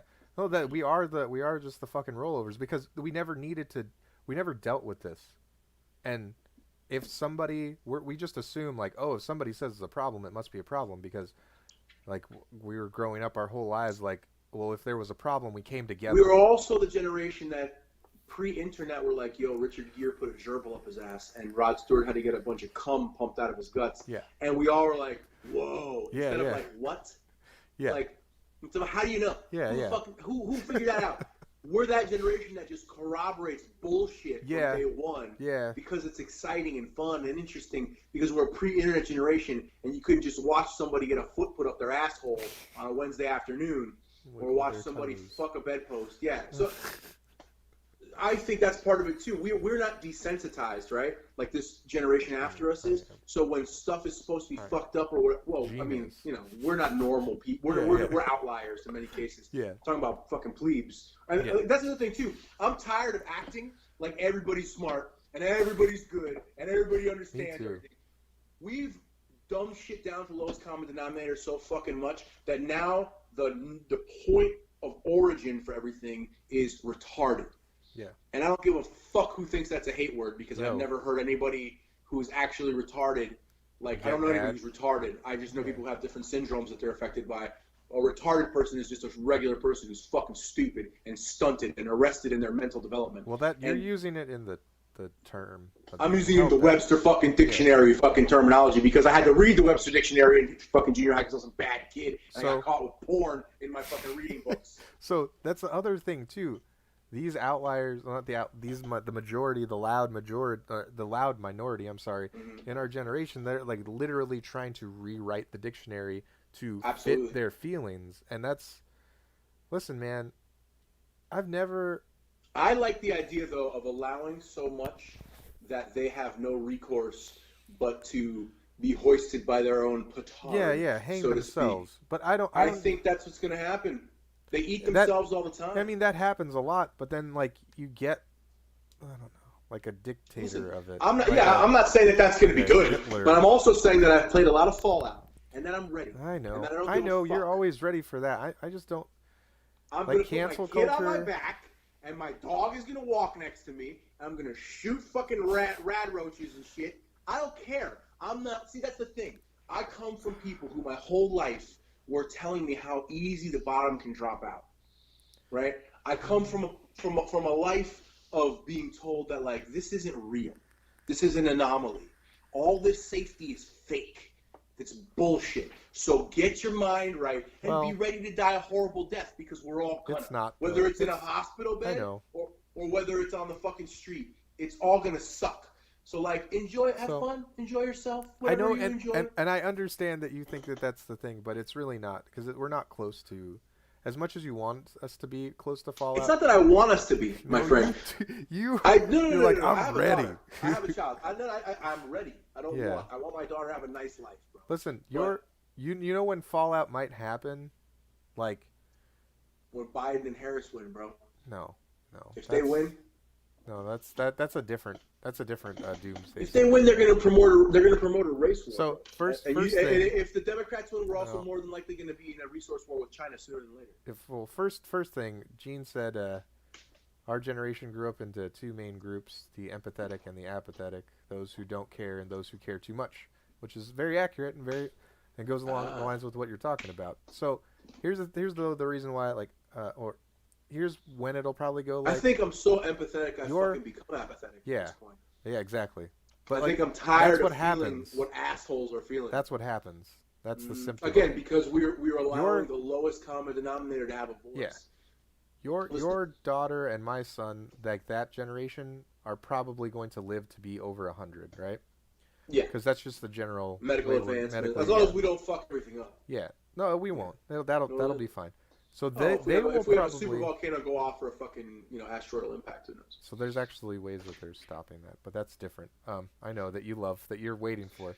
So, I really like. Again, I jokes aside, I want my daughter to have a beautiful, easy life. So she's probably gonna see the fallout scenario, but she'll be like 110. Yeah, and I'll be a brain in a mech suit. No, like we're gonna be gone. We're not gonna get to see. No, dude. I'm gonna be a brain in a mech suit. I mean, okay, whatever you want. Remember she'll be like 100. She'll be like 100. Yes, I know. So like she'll be like 110, but look like 30. You know what I mean? Sure. Like she'll be loaded up with stem cells. Yeah, like she will probably recoding. Yeah, she'll by the time she's biologically like 110, like that's probably when like a fallout. Yeah, when a fallout scenario would happen. As long as she's gotten a good 85, you know what I mean? Exactly, right. Yeah. And like, but that's all I can give her. That's all I can give her, little bitch. And that's even. I can set her up for an awesome 85. That's it. I feed her lean meat and cucumbers and carrots. That's even if certain things happen too. Sure. I mean, if it's going to. I think you have more faith in the dregs of humanity than I do. No, it's not that. I think we're just. You already explained why. Always fucking up. You already explained why the frog in the hot water or the frog in the sure. That is why. That is why. And for a human to get to that point, that water's got to boil for about another 100 years. That's what I'm saying. I agree with that. Especially it would take that long because we have so many freedoms in America to strip it down. It would take about 100 years to strip it down at the rate that they're stripping it. What I wonder more than anything is not about stripping down freedoms and changing the way of life that way. What I'm thinking more in terms of is that we have seen through this pandemic, whatever the fuck it is, how like ununified we are, and how all over we are, and how I think it like Gene said, it was. I think it revealed the two groups more. Absolutely, but it also I think revealed like the depth of intellectual laziness. It revealed the disconnected way that our government is functioning at present.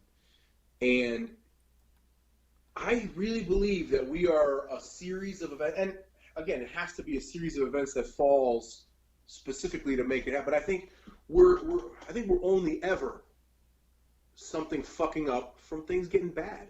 And the thing I always tell people too, man, like, I don't stock ammo for the apocalypse. Mm-hmm. I stock ammo for a personal apocalypse. Yeah. Because those happen every day. You know what I mean? And I think the reality of this life is it's easy to get caught up in the micro or the macro, man. It's easy to get caught up in all that when it's on your street before you know it.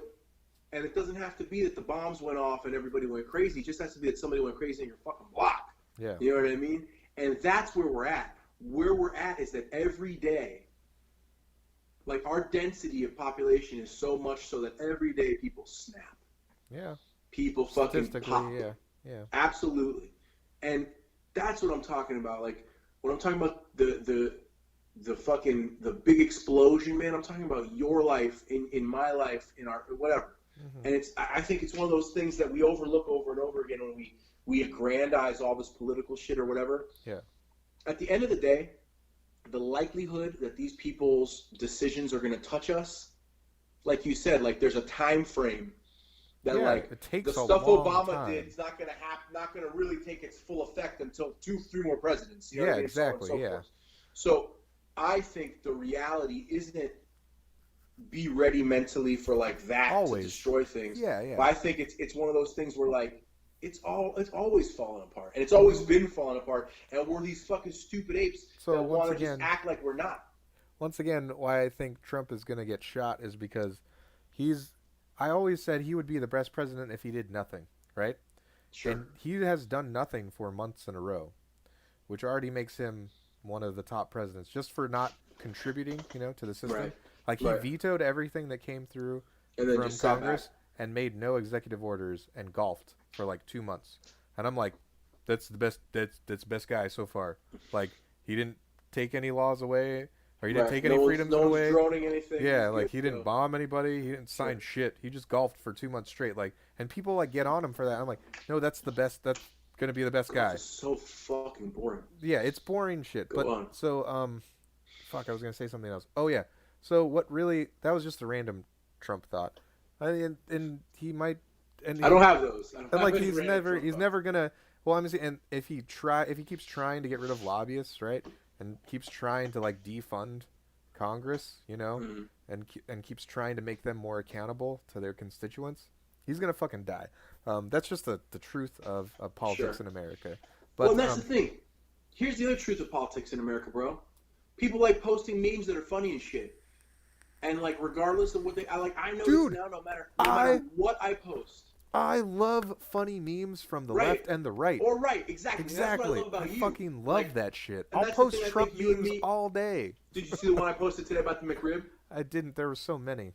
Dude, I dropped one today where it was like the president was rushed out of a meeting, whatever. It was because of that shooting or whatever. But and it was like in parentheses underneath or in quotes underneath, it was like, Mr. President, the McRib is back. And he's fucking like running out of the room. Like, that's great. That's hilarious. Dude, I love or like fucking, funny I did shit. the Kamala Harris. I put up the Kamala Harris meme where she's like the dude from Parks and Rec when fucking what's his name and he's like, overcooked chicken straight to jail. Fish, straight to jail. Yes. We have the best patients in the world because you're late, straight to jail, right? Straight to to jail. jail. No try, straight to jail. Like undercooked fish, straight to jail. Overcooked fish, overcooked chicken. Yeah, it's weird. It's weird, right? Yeah. Fred Armisen is hilarious. Fred Armisen's hilarious. Yeah, he's great. But that shit is, you know what I mean? Like that's funny. It's all funny. It's all funny games. And the truth of the matter is too, like I see, like I post something like that, and then all of a sudden one side gets mad. People come out of the other side and then they're talking shit to each other, and they're like, "Yeah, man. Like, hey, guys, this is America where we're allowed to lampoon our politicians without being fucking dragged into the fucking gulag at midnight." Yeah, and here's the thing. And we're doing their job for them. Yes. As fucking authoritarians by policing each other for our fucking words and jokes. You know what I find funny? I swear to God, bro, the world. Everybody better hope that my family always stays healthy and wonderful because the fucking animal that I will become. I swear to God. You remember fucking Jay and Silent Bob movie where they fucking find all the people who talk shit about them on the internet? Oh, yeah. And he's like, did you fucking say that we're fucking clown shoes? And they just catch a fade with everybody? Yeah. And I was talking about this with my wife where she asked me, like, hey, could you not do this thing anymore that you do where I have a tendency. When I'm with my daughter or with my wife, I drive very safely. If there's a bad situation, I leave. I just get out of the situation. When I'm alone, I act a little bit like an animal. Yeah. And again, you know me, man. I'm friendly. I don't start shit with anybody. I don't fucking want to fight. But if it's brought to me, I'm gonna fucking. You're gonna win. And not win. I'm gonna be okay. I want to be safe. Yeah. I want to be okay. I don't give a fuck about winning. Because winning a fight isn't shooting somebody. But guess what? If I think I'm gonna catch a fucked up like a pipe in the head, I'm shooting a motherfucker. I'm hydroshock in somebody's guts. I don't give a fuck. And so it's one of those things to me where like we're walking around this world with like the sound about in clown shoes. We're squeaking. Yeah. We think it's real. Like it's bullshit. It's all these fucking arguments on Facebook. All this shit. What does it do? Exactly. What the fuck does it do? That was all these actually people who are staunch. Well, let me just finish the thought. Yeah, go ahead. All these people who are staunch, proponents of one theory or another theory. Like, if you're so staunch and you think you like, find a crew, ammo up, go there, take the place. Yeah, do it. And fucking start the thing again. Mm-hmm. Like, shut the fuck up, you fucking bitch. Because you won't even fist fight somebody. Yeah. Yet you're gonna go and fucking reform the government through your bullshit on Facebook. I'm a fat fuck, washed up, never was of a fighter, okay? And half of these fucking pussy bitches wouldn't fucking last a round. Last a round. That's half a round. My cardio is dick right now. Half okay? a round. All I got now is good dick and laughs. That's all I fucking bring to the table. And these fucks wouldn't last around with a washed up fuck like me, Yeah. let alone a real killer. So shut the fuck up. And all the dudes that I know who are real killers, they're just like trying to debate facts. Your Mike Morrisons, your Kevin Henrys, your dudes out there that'll pull an arm off a motherfucker in a bad situation are nice. They're fucking nice. Yeah. They're friendly. And it's a lot of yipping dogs, a lot of yipping chihuahuas, and it makes me sick. And again, I told you I'm on a fucking tolerance break, so I'm clearly fired up, and I've been drinking espresso and fucking. So I like your rant though, man. It's literally so frustrating. It's so frustrating because here's what gives me hope though. Again, but my friend who I was with visiting recently, I had this epiphany because he was like, "You gotta do the census," because I was like, "I'm Latino. We don't do the fucking census. My wife's a Jew. We don't do the census. We're not gonna sign. Well, I'm this. We don't get our papers, and we make this much money, and we don't want to have to show our papers. It says on the paperwork, fucking to the residents. Punishable by law if you don't fill it out. You're gonna punish the residents? Fuck you, okay? And they're like, that's stupid. That gives you more power in the Electoral College. That helps you with your tax paperwork. Fuck you. Yeah, man. My paycheck helps me with my tax paperwork, cocksucker. And this person, who I love, I really truly love this guy. Fuck you. Seriously. I love them. I've told my grandmother to shut the fuck up before I put my kid to bed. I'm just that's my I know. I'm verbal. But this guy owns a plane. This guy owns multiple pieces of real estate. This guy comes from money. And I had the epiphany that night, and I thought to myself, Kevin, is it right? Not Kevin, but I know Kevin's actually way reasonable. But is it that a fucking poor Cuban is more patriotic than a rich Texan? No, it's not. It's that somebody who never ever had to fight for everything, because he was like saying about guns and stuff. He's like, I understand Second Amendment, but it was made for militias back in the old days, and like, what are you gonna do if the government comes for you? You're gonna fight him with your AR? You're gonna fight him with your pistol? Yeah. And I'm like, no, man, it's not that I can just so I can fight him.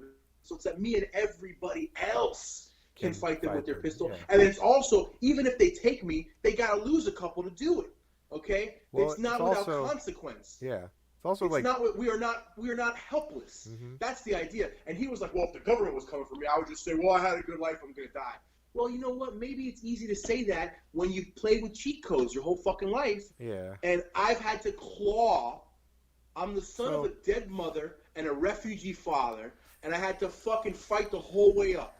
My wife paid her whole way, worked her whole way through school, and I bled on canvas for every fucking penny that I got in my goddamn life. Yeah. And now we live nice. We worked for it. So this guy, who has a wonderful family that started him out, this is a guy who got, son, do you want a nice check after college, or you want to go travel Europe? Well, fuck. Why not? My mom was like, son, I'm about to die. I have $230 in my account. It's all I can give you. Split it between your brother and your sister and take care of them. Your sister's 11 and your brother's 16. Yeah. Godspeed. I can't last. Fuck. Okay? So, it's a fundamental difference. Yeah. And that's the thing that we've lost the understanding of, I think. Oh. When I had an argument with a good friend of mine earlier today, I'm going to let you get in your point. I'm sorry, no, I'm ranting hard. Yeah, no, you keep feeding into my point. Good. So it's good. When I got in this argument with my friend earlier today, who is staunch about his position, and I love the guy. And he's talking about researching this position for 15 fucking years or whatever, and then I gotta explain to him, like, hey, I watched the thing you sent me last night. I'm gonna need a few more years to get on your level, bro. I'm not gonna play the game of like I'm supposed to jump in with you. We're not standing in the same place, man. You got the time to fuck around. I don't. Yeah. I can't go hunt ghosts. I got a motherfucker to raise. I got bodies to drop. I don't got the fucking time. And all these people who are bitching, like I'm bitching right now, but at least I'm bitching into the thing that I'm trying to use to fucking make a fucking thing, make something with. I don't see any action, and I'm sick. I'm sick of placating pussies and acting like they're on my level. I'm at a point now where I've decided that it's going to be like, okay, listen, are you going to do something? No, you're not. You're not going to go. You're just gonna post about it. Don't talk to me about it. Don't talk to me about it anymore. I don't want to fucking hear about it anymore. You're not gonna go there with your piece. Yeah. Shut the fuck up. Shut the fuck up about it, because you're not. I'm tired. Like, look, Mike, your opinion matters to me because I know you well enough to know you're about shit. You're about something. okay? And the people that I have in my friend circle, regardless of how vastly we disagree, one of my best friends in the world, Marlon, and me disagree on a lot of things, but he's about some shit. Yes. Michael and me disagree on a lot of things, but he's about Yes. some shit. Gene and me, I'm sure, disagree on a lot of things, but he's about some shit. Oh. And the earnest feeding nature me in the way that they're about that shit overrides political and ethical views, because we can commiserate on the fact that we're both individuals that are about ours, and that we're going to sit and listen with an open ear and an open mind to what they're about, because we know that even if we don't agree with their position, we agree with the individual that they are, and they're about some shit. Yeah. I'm shedding weight in my fucking tribe this year. It's over with me. I got too much work to do. Okay. Let me get I need a drink anyway. No, you totally fed into my next point, which is I'm actually going to give you hope now. Now Please that do. you I need it tonight. Yes. So I'm going to send you a 24-minute video that we can watch it together after and we're put done it with in, the podcast. well, I was going to say put it in the link in the description. I will. I love saying that. I will. I love saying that. So I don't like this. I need another CBD pre-roll. They're not working. So I don't like this guy. Okay. Right? Who is it's Steven Crowder. He is. You know how I feel about him. Yeah. He's funny. I think he's a bootlicker. You know, he's funny sometimes, right? He's funny sometimes, right? But he's funny in the way that when a kid who's not often funny is funny, then he says the joke enough times where it's not funny anymore. So, where it's like, hey, if you would have just shut the fuck up after that line, you'd have been funny. Yeah. Like, he keeps going. I'm guilty of that. Well, so I think a lot of the time, smart people are, because a lot of the time when you're intelligent, you are. I think it's easier to bring about unpopular points. So when you have a moment where you're like, "Hey, everybody like this one," so I will use this to ingratiate myself again. Yes. So I like 50% of his Change My Mind episodes because like half of them, the ones I don't like are where he's just talking over them, which he does that a lot. Because I mean, he's a very smart dude, right? And he's got all his facts and he like blindsides people, right? And I'm like, fuck that shit. You're not really trying to have a discussion, right? You're trying to make some of your like shock videos, right? That he does, right? You're turning this into provocateur. Yes, exactly. Or the other half, why I don't like. Okay, so 25% of them are that, and the other 25% of the half of the videos that I don't like. Shit. No, are like Antifa like fucking throws shit at him and they have to run. You know, and to his credit, when those people show up, because like he does like he stands his ground pretty good compared to a lot of those cats. Oh no, for real. He'll walk up to him and be like, "Hey man, why'd you do that?" But like that. Yeah. So I like that aspect of it, but I don't He's like a big that boy. it gets. He's not a little boy either. And he rolls. He's a big boy. He rolls every day. He rolls deep. Yeah, no, like he rolls. No, he rolls jiu-jitsu, but he rolls deep with the crew of guys there. That's the other thing that I will say about the right in general, as opposed to the left. If I was going to be in a foxhole. Oh, for sure. You know what I mean? Like, I think the only person on the left that I would want sure about their gender. Exactly. And this is not a knock on that. I know. But if that's what you're thinking about, you're not thinking about going to war. The only person that's on the left that I would even consider, you know, like you said, being in a foxhole with is Marlon. I don't think anybody else. But again, I don't think Marlon's on the left, man. Marlon's a man who's about his. He's more of an independent. Because he also, I believe, has a lot of traditional views because he's a gentleman. Well. No, he's you know what I mean? Straight gentleman. So that's you know. So those are the half of his Change My Minds that I don't like. Hang on 1 second. I'm sorry. I gotta turn on my AC, crank it up because I've been getting hyped as fuck. All right. Ooh, look, a guitar and a star map. Hello, everybody. I'm all by myself here, just doing chats. I think Michael Richards.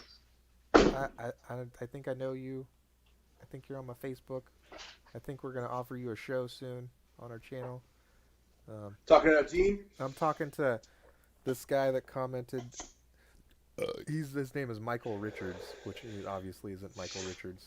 Yeah, that's the Kramer picture there. I would say let's give him a show because that would be controversial and that would fucking be very I think I know who it is. Okay. We're actually going to talk about that at the end of the episode. What's the comment? He said that they need some milk, and I think he was talking about the people you were complaining about. So the other half of the Crowder shows that I like, he actually contains his assholeness and has good conversations with people and finds. Listen, I think he's one of those guys that I flounder between, in my opinion, because like you said, sometimes he will be in earnest trying to like have a conversation, and then other times he's kind of a snide prick. That's what I'm saying. You know, those are his shock videos. So the way his last one, I was like, oh man, he really got me, right? I was like, he fucking got me. I'll watch his fucking video. And it was the change my mind. I think BLM is a domestic terrorist organization. They're very minimal Marxist. Right? So that's the thing we were talking about in one of those last episodes, though, where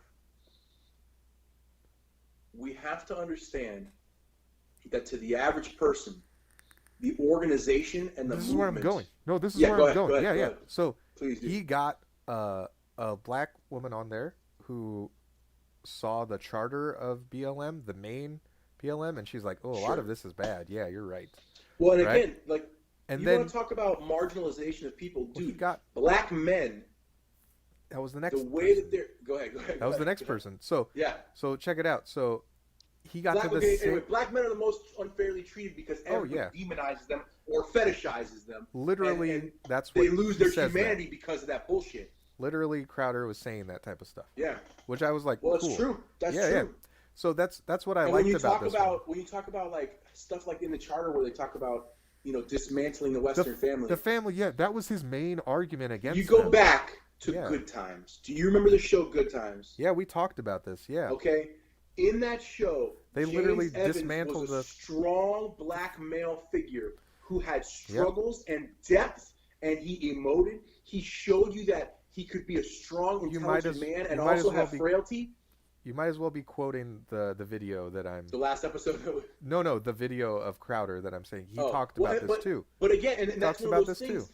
You go all the way back then where they fought them on that show. And I forget the actress's name. I think Esther Roll was her name. Where she said, if you do not have a strong black male figure in this show, I will not do the show. Yeah. Because what they were showing was this imagery of... And that's why I think Uncle Phil was so important. Mm-hmm. As a representation of a strong... And again, when we talk about growing up in the generation that we grew up in, that's who the fuck I was looking at as dads. Yeah. And as much of an awful, evil fuck as he is, Bill Cosby... Listen, let's go back to the Uncle Phil thing. Yes. You know what's funny? I think, though, that was actually bad, that show, because it was Will coming over from... It glorified the Will Hoodness, right? And it made people make fun of Uncle Phil and Carlton. I disagree. It wasn't cool to be Carlton. Carlton was the foil. He was your J.J. Walker. But Uncle Phil was awesome.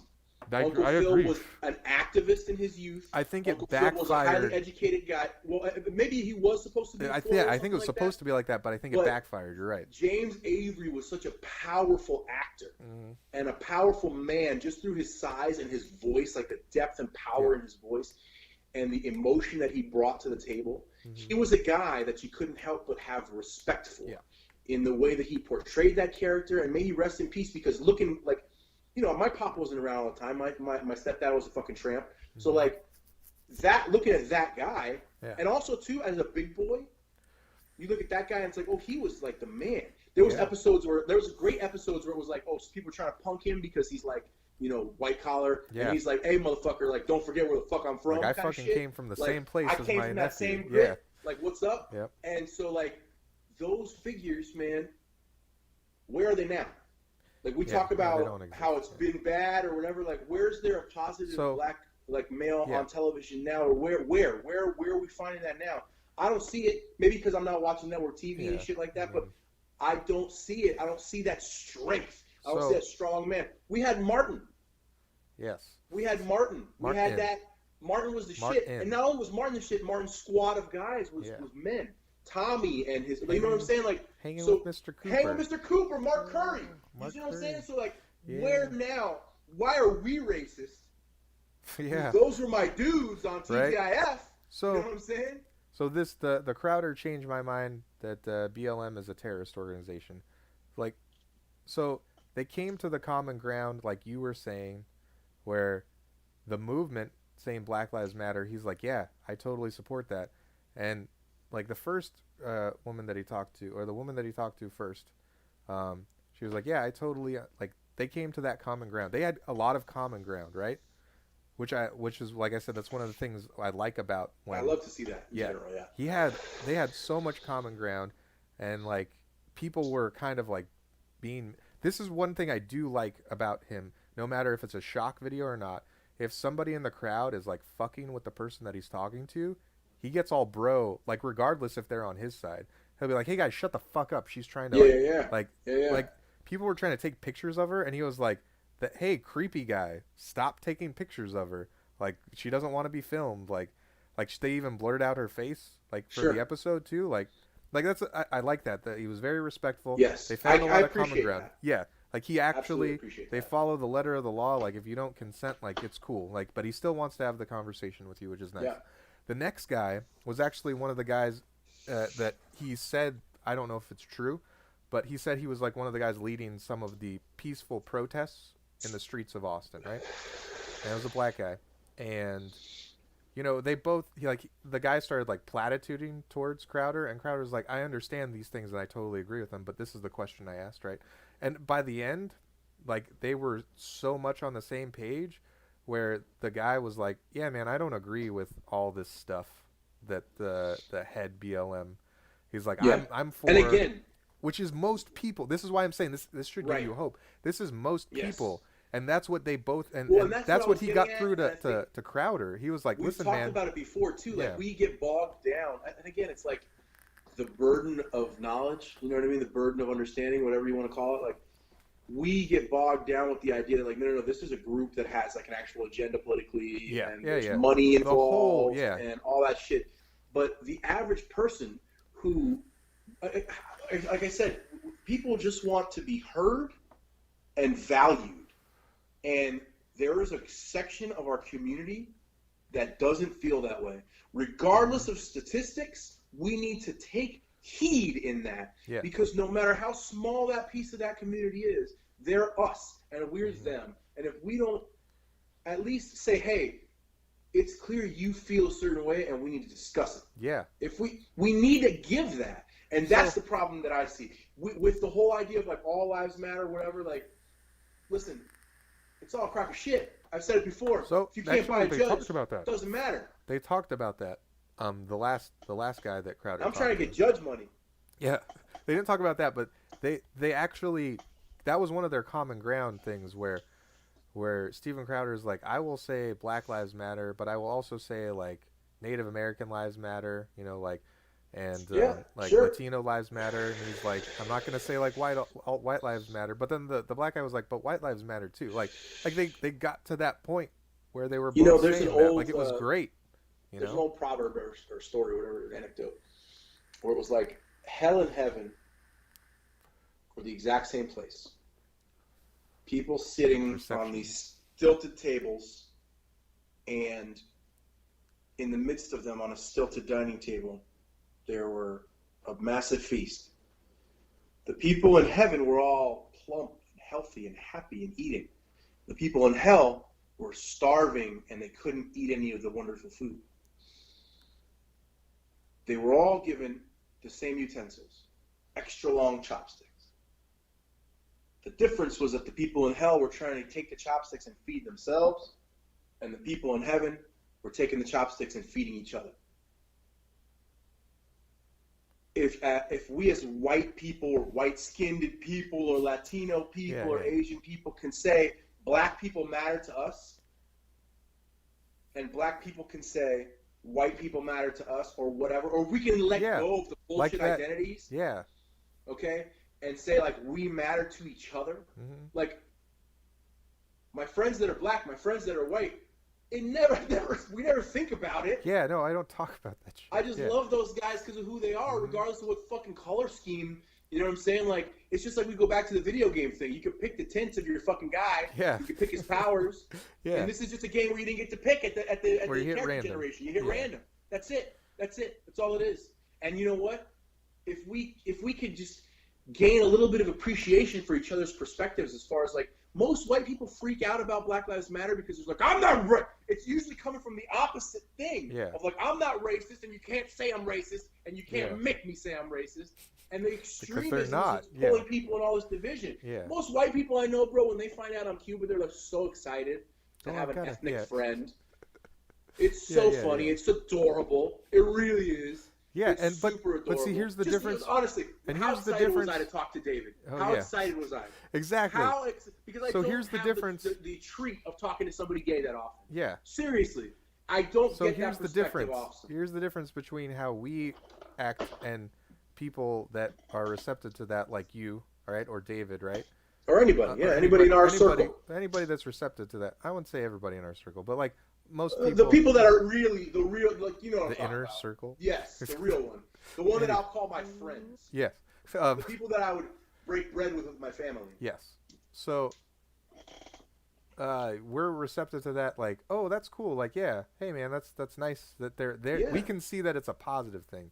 So the loud minority is like, oh shit, that's racism. That's institutional racism that they're like putting on you. Like, you're a novelty to them. You're not a real person to them. It's like, no, bro. Like you only see the surface level bullshit. We're real people. I think it's flipped. We're a novelty to them. Yeah, we're real people. Yeah. Real people are a novelty to them. Like that can have a genuine conversation. It's like that post that I put, I don't know if it was yesterday or the other day, where, you know, a bunch of people lobbied to get Speedy Gonzalez taken down.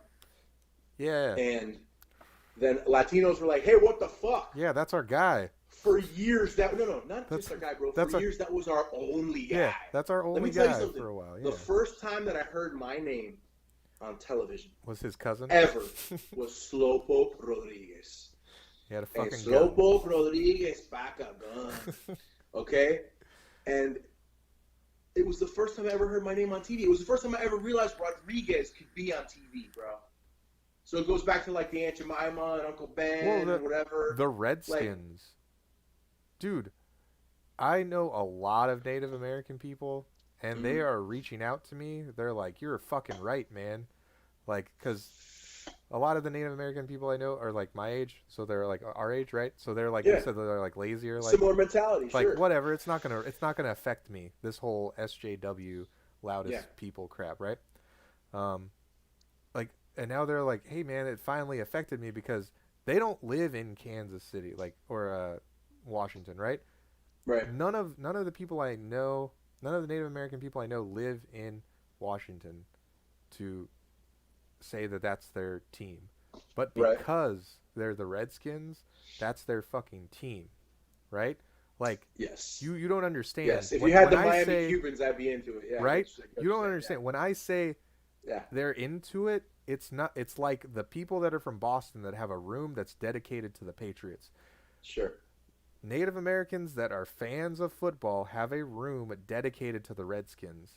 And literally the last nation tribe survey found that 12% at max, maybe were offended by the name. Well, again, but they're saying I might be offended by the name as they're wearing a Redskins jersey. That's the thing. Well, the negative connotation of any of those things are predicated by the spin that's given, by the very loud minority. Again,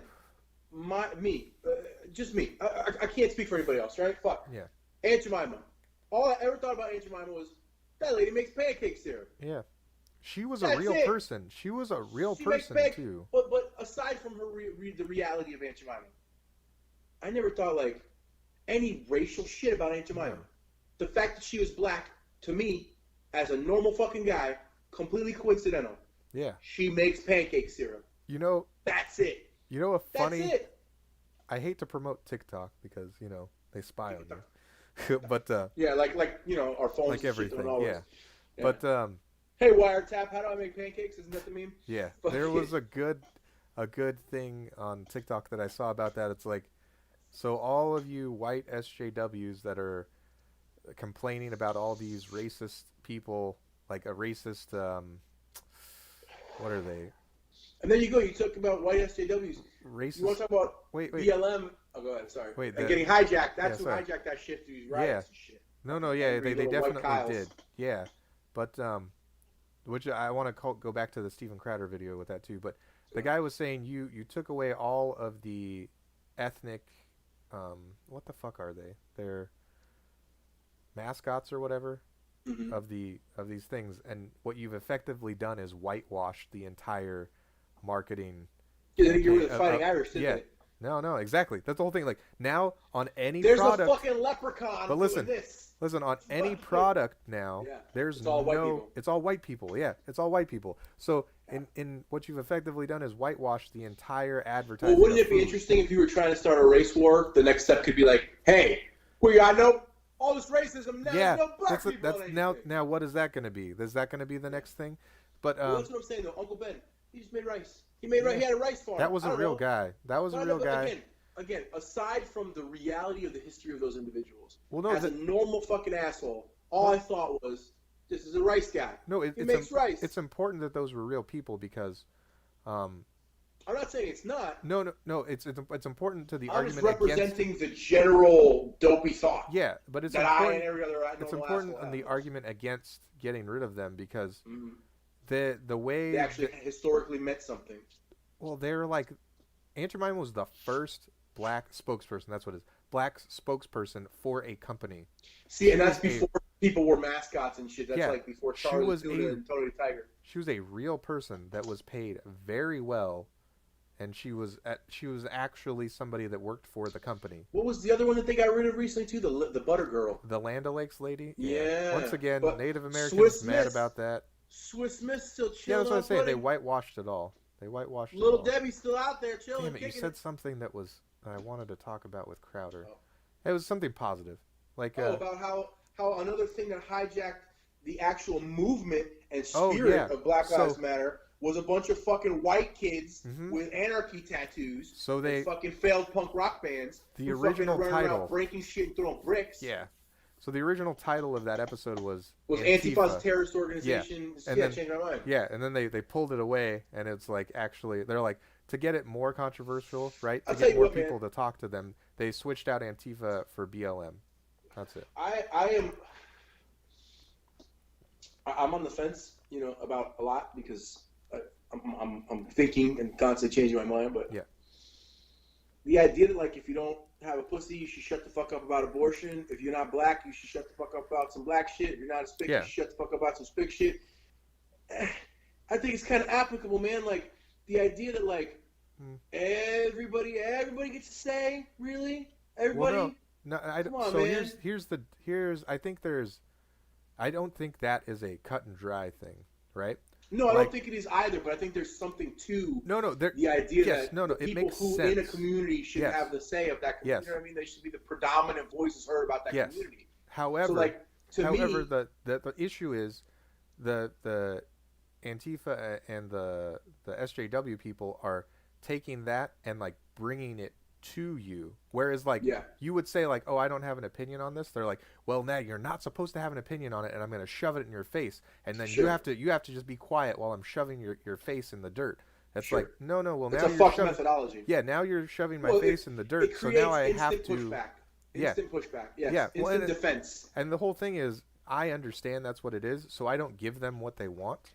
What I do is I just lay out facts that support the group that they're defending, and they're like, but Yeah. you can't say that because you're a male, you're a straight white male, and I'm like, well, I'm not all the way white, but and I go through that whole Yeah. dumb loop thing, but then That's I the just, thing too. Like, I'm I- so sick of people deciding what's white and what's black and what's this and what's that. Fucking. When did guineas get? When did we get to be white? We never got let in the country club, Italians. Yeah. When the fuck did we get to be white? Huh? We're white when it's convenient. We're white when it's But not. that's- Cubans are too white. We're not Latino enough. We don't go brown enough. Another Get random- the fuck out of here, bro. Another random Trump thought. Yeah, he was like the only person to let everybody in, and Yeah, but regardless if it was out of Because spite. green is that motherfucker's color. Yeah. Regardless if it was it wasn't even about green. It was about spite. Well, he It was a is at the point specific- of wealth. He Yeah. is at the point of wealth where it's no longer the money, but the power that it gives Oh you. yeah. That is the opiate. See, You know this is what I mean? love. And I love his power plays because they're not like fuck you, just regular. No, they're douchebag. dick measure They're moves. hilarious, but They're fucking frat boy and dick he does measure it. moves. I know exactly because there's a difference between the frat boy dick measuring thing, which is comical, It's literally like an 80s movie, right? Yeah. And then the adult businessman thing, he does that too, but Yeah. that's not, he doesn't publicize that, right? Like No. where he fucks over a company just because he thought, he was better. But Yeah. his dick measuring frat boy stuff is hilarious. Like the only reason Mar-a-Lago exists at all is because he tried to join the Palm Beach Country Club, and they said, I know the story well. I grew up they right. said, yeah, no, yeah, in you South employ Florida. black people. And he said, what? So he built his own just so the black people that he employed could be on the beach next to those racist motherfuckers. Once Sure. again, when people tell me he's racist, I'm like, are you sure? He literally built Again, a that goes country back club to the unfounded.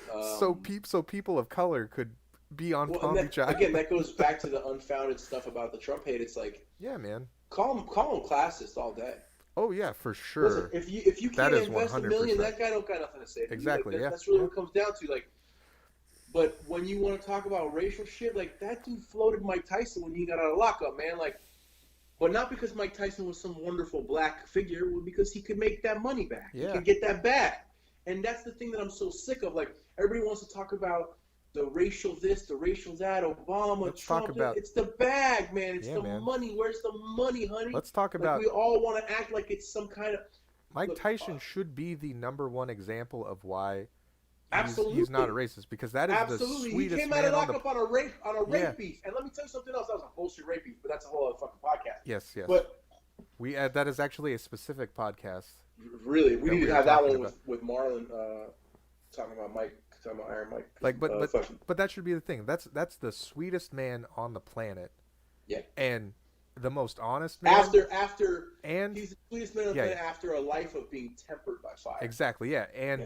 And that is one of the few people that I think in the world you can sit anybody in front of, and they're scared to lie to him. To Mike Tyson. Yeah.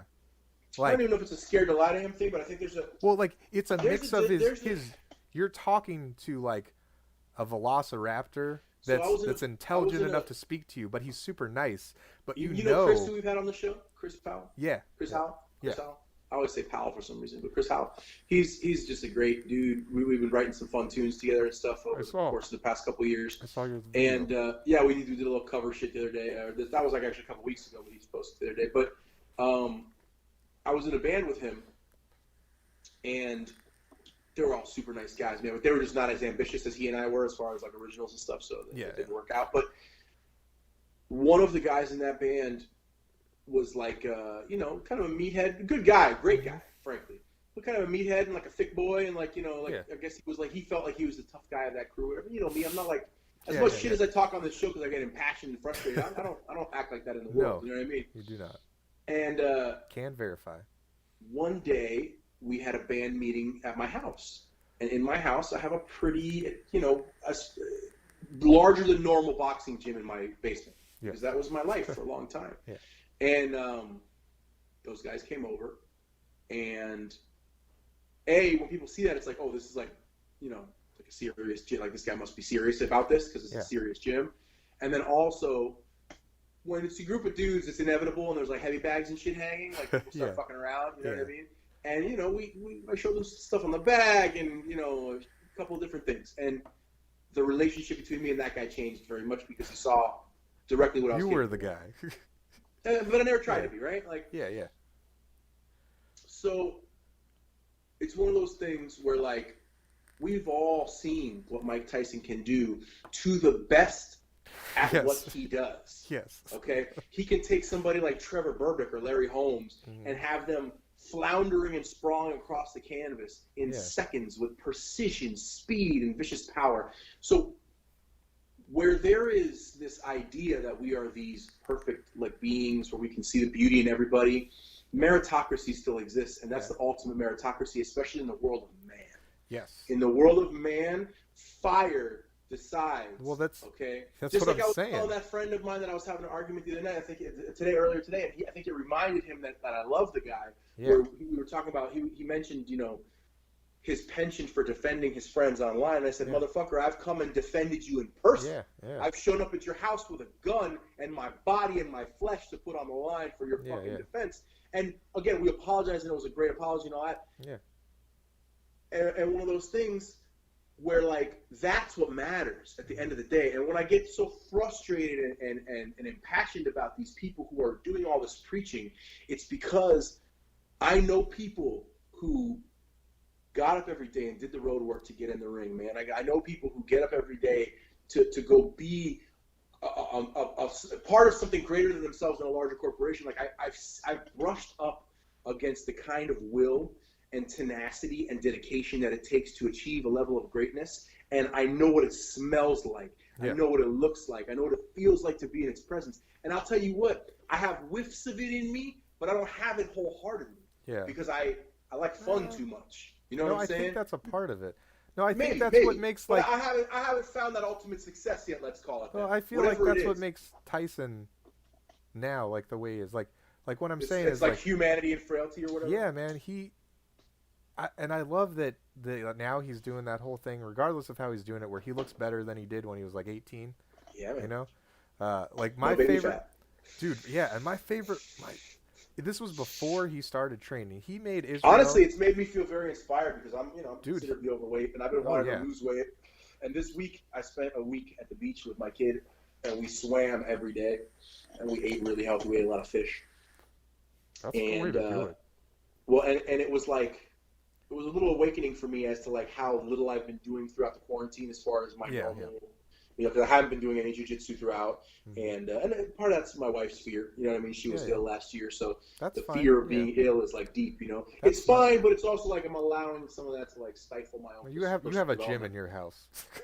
I do, and again, that's like the shame of it, where I'm like, you have a gym in your house. Yeah. So it's one of those things too, and that's the other thing too, man. Like people conflate your view and what you have and where you are in your life to everything about you and where you've been. And sometimes people only know where you've been, or sometimes people only know where you are. Mm-hmm. And I've had that experience several times where someone who only knows where you've been comes and sees where you are and is like, holy shit, you climbed out of it. Yeah. And then other people who only know where you are and have never seen where you've been. And then maybe you take them back to the old neighborhood and they go like, oh, damn. Oh, fuck. Right. Like, that guy has a steak knife sticking out of his pants. Yeah. Like, yeah, man, that's Hialeah. Like, fucking... So it's like, the reality of who we are as individuals is so many layers, and it's so hard to know who has experienced what and lived through what. And we're all deciding for each other. And that's why everybody's think... pointing saying, you're this! You're this! Tyson is, like, the most genuine, famous person. He is besides, like, an Joe embodiment... Rogan. Well, he is an embodiment of reality. He's an embodiment of, like, successes and failures on a scale so large that it's hard to fathom one of them in your lifetime, let alone the multitude. The guy's been a world champion, the youngest of all time heavyweight champion in boxing, one of the greatest of all time, arguably for a small stretch the greatest of all time, as well as rape conviction, as well as losing a child to a horrific accident, as well as losing his mentor in his youth, as well as losing his money to people like Don King, and then a resurgence with television shows and likenesses in merchandise and roles in movies and a one-man show telling the tale of his fucking story. He is Alexander the Great. His quote from that fight, he is Attila the Hun. He is the embodiment of those great people now. And again, we grew up looking at that man in reverence in our generation. Yeah. Regardless of what race you were. My grandfather, an old Brooklyn Guinea, would always get a Tyson fight. Even if it's 30 seconds, that's all right because he's from Brooklyn like me. Yeah. That is the unity that we have, that we're capable of, rather. Mm-hmm, that we're capable of, exactly. And we lost it, man. We lost it. We let it go. We let ourselves buy into this bullshit. He should be. This is going to be goddamn president. Yeah, that's controversial. I go for a Mike Tyson, Dwayne Johnson ticket all day. I like the idea of Dwayne Johnson. I like Dwayne as the VP. But I don't like I don't think he would be as politically strong as you think. I wouldn't care if he were strong left or right. He's not strong politically. Here's my reasoning. He's a strong centrist. No. Yes. He's a populist centrist. He's more left, but he doesn't have the conviction to I do it. don't think he's really more left because I think he also harbors a lot of traditional Christian values in his family life. I understand And that is, know. I think, when it starts to touch home, I see my friends' perspectives change deeply with children in their lives. Yeah. And I see when people begin to learn the actual. I think The Rock is a smart man, and I think he may not be politically strong because he's not politically educated. Smart. He's and I think as smart. He becomes exactly, yeah. If that's okay, yeah. There you go. Give him like a senator. That's why I say senator The Rock for like VP. And the reason I say VP under Tyson is because he'll be like, "Hey, Mike, I think we need to go this way." And Mike will be like, "Listen, I know you were like a pretend tough guy and you're like a champion of the world, but I was like the real one. I was the real champion. And what I'm going to tell you is this. Head off your fucking body. What I'm going to tell you is this. I'm an actual god of war and you're an apprentice to the godship. So you sit and you listen, and then in 8 years you can cry. You can come again and try and run and make decisions like Al Gore. Okay, listen up." Yeah, that would be good. That's the reality. Okay, all right. Because real recognize real, strength recognize strength. Yeah, you want to talk about worlds like the Middle East and shit like that? Dude, we had better Middle East relations with Bush because Bush answered with missiles. Yeah. And it culturally, there's a reality of cultural understanding. Yeah, let me tell you. And in my culture, no journalists were getting killed. You know how killed. many people I fist fought with who became friends of mine? You know what I mean? In that culture, in that world, you know how many people who are poor, who that's how they make friends? You fucking black each other's eye in the street, blood each other's nose, and all of a sudden it's like, hey, you know what? I know you're for yours, and you know I'm for mine, and we can relate on that and start from there. Wait a minute. So I was telling you before we got on the podcast. Yes. That kid that I fought and I became friends with. It was actually I became friends with him before I moved away from Stockton. His name was Nick. I don't know. We're the same age. I don't know. We're the same age. I was trying to remember his name. I was like, oh yeah, that was Nick. He was a rough kid. That's funny. That would be hilarious if I. If you took one off of Nick Diaz, bro, you need to put that in your bio. But like, you gotta understand, like this was like. Oh, we're your children. I moved away when I was in third grade. Listen, so it was literally like Roger. Second or third grade, if it happened Roger. at all. But I really don't think it Listen happened. to me. There's a kid named Roger who went to my elementary school who was Brazilian. Okay? A lot of Gracies went to school in Florida. Oh, shit. There was one of the most decorated Gracies is Roger Gracie. I don't know. I just remember he was a Brazilian kid named Roger who used to fucking get in fights with me all the time and win a good few of them. Yeah. And not from beating me up either, from putting me on the ground, holding me down and shit I couldn't get out of. So, well, maybe. But anyhow, and he had an older brother who used to like regulate us and not make us fight. But anyway, or an older cousin, I think. But fucking, I forget where we were going from that point. But anyway, this has been already a fucking great show. It's already midnight. Man. So let's talk about the things that we're doing. Yeah. Because we have a lot of exciting things happening. We have a lot of exciting things coming up. I'm going to be in town coming up soon, so we will be actually filming, hopefully, an episode of Chef'd Up. Keep an eye out for that. We will also be beginning to film reaction videos. I'm going to bring some of my favorite tunes that I think Mike won't know, and he's going to bring some of his favorite tunes that I might have to pick like 5 songs for every one of Mike's, since his songs are like 14 minutes long and shit, and mine are like 2-minute ditties from 1955. But that's what's going to be our next series, where we share some musical love with each other, and then we're going to follow that with our most iconic movie scenes, and we'll discuss those and react to those. Yeah, so it's music again, though, but different than the reaction, right? Mm-hmm. And we're going to do one each of that, like our most iconic, music set moments in histories or whatever, right? And then most iconic political speech, one of each, right? Those are each going to be a separate episode too, but we're going to release them like on the same day or one day after the other. Right? My speech is really short, political speech, but yeah, but it doesn't matter. We're going to be talking about that, right? And I shouldn't reveal it now, then, right? No, yeah. Iconic moments in history, right? And then iconic people in history, and I think we can tease that, because mine is Sarah Silverman, and I've got down here yours is Mike Tyson. Yep, mine is Mike. Yep, and then movie scenes, iconic movie scenes. And, we broke down Mike pretty hard tonight, but I mean, we did, but no, he deserves a whole episode. Oh, he deserves 3 for sure, at least. Yeah, well, I mean, he deserves one episode. He deserves 3 episodes of what people would usually do. He deserves a long form episode like we do. Yes, absolutely. Right? And I don't know if you want to, because these are just the ones that we've got here. The movie scenes. Let's not tease those. Let's save those. Let's save those for the good. actual videos. All right. Okay. Cool. Yeah, because there's so many. You know what I mean? We don't want to Yes. spoil that because I'd like it if some of our, 50 some odd loyal viewers, and keep those numbers rising, guys. We really fucking appreciate We're almost at it. 60. We're at 59. That's outstanding. Share, like, subscribe. So, we got check more. out our Patreon. Oh, We there's got more more. stuff. Okay, this is more stuff that'll be upcoming. So, we have my brother's a mechanic, so we're gonna try to get him We'll like do some car stuff with him, right? Yeah. And then let's see, what else do we have? So we were actually you were gonna talk to Marlon about doing like a music show with us. Show, yeah. Yep. He and I actually mentioned it. He's just got some stuff he's like got in the works right now. That as that stuff goes by, I think he'll be more amiable to doing it. But I think his insight as a guy who produces music, creates his own music, promotes shows, he's just an integral part of that scene. Yeah. And he's become like legitimately an artery for a lot of people's livelihoods. And he's a special guy in that world, I really truly believe. And I think he could offer so much insight. I think the reason he can continue his show was the hassle of producing it himself with so many other things going on. And I think if we just offered him a platform to kind of just have conversations with other people in the music world and in our scene, he would give so much insight to like people coming up. Oh, yeah, that's good. My friend who was watching the show made a graphic of us blasting off into space with the LSD logo on the moon.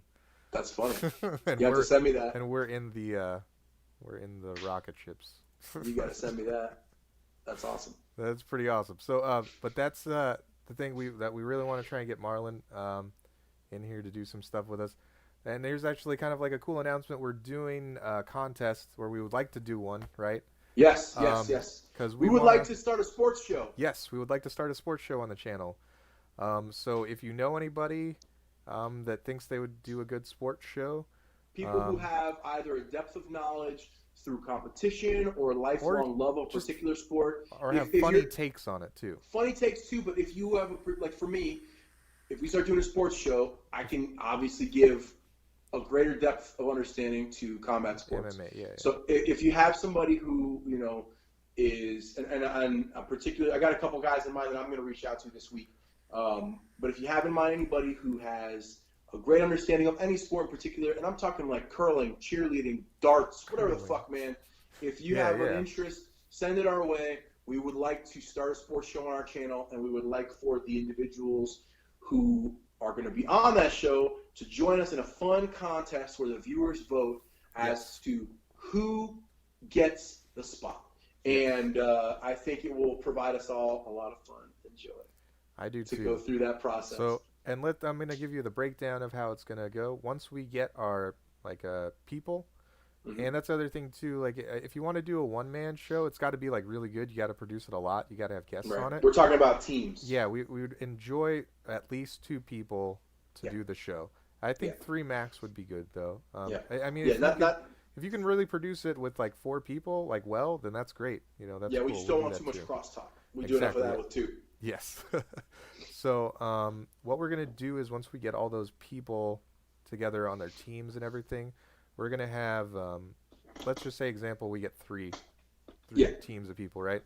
We're going to do 3 special short podcasts the first week where we kind of introduce them, let them talk about themselves, let them tell you kind of like what they're going to be doing. And then the next week, we're going to have 3 special podcasts, which are going to be theirs. Without us, yes. No, we're going to be there. We're going to be their guests on the show, right? They're going to run the show. We're just going to be there, right? And we're going to do 3 rounds of voting too, right? So that first week after you meet them, you're going to vote just based on getting to know them initially, your gut reaction, right? And the second round is going to be like, how well they interacted with us as guests. Sure. On the show, right? How well you think the show is going to do. And then the third week and the third round of voting, it's just going to be 100% them. I'm going to let them produce everything. They're going to let them man the ship. They're going to do everything themselves. If they need help with graphics and stuff, like I'm sure they all will, and like some editing, I'm going to definitely help them. But anything Like, I'm not going to do any original stuff for them. They're just going Right. to do it all themselves. They'll handle their business. Yeah, and then we'll do another round of voting. After that week, it'll be open the whole week till like midnight at Sunday, and then we'll announce the winner on Monday. Awesome. And then that'll be that. And yeah, so that's what we have in the works. I think it's going to be really awesome. Everything that we're I'm super excited about doing. that. That should be really fun. Yeah. Well, definitely check out that Black Lives Matter thing that Crowder did, because literally almost everything that Andrew said, they come together on, which is really cool. I really liked it. Yeah, unity's important, man. We're lacking it. We need it, and if nothing else, that's the thing that I'll preach over and over again. Like, try and understand the person beside you a little better if you can. Try and take a moment and think about what life might be like in their shoes, and if you do that, maybe they'll be more apt to do that for you. I think if we all take that into consideration, that maybe we'll have a better chance at just enjoying the life that we got. We don't know what's next. Yep. This might be it. Speaking of not knowing what's next, we have our Facebook. We have our Facebook page. Go ahead and like that. Facebook.com. Check out our Patreon, our YouTube as well. Lonely Screen Delicatessen is the Facebook one. The shirt is shop.spreadshirt.com/LSD Podcast. And our Patreon is patreon.com/LSD Podcast.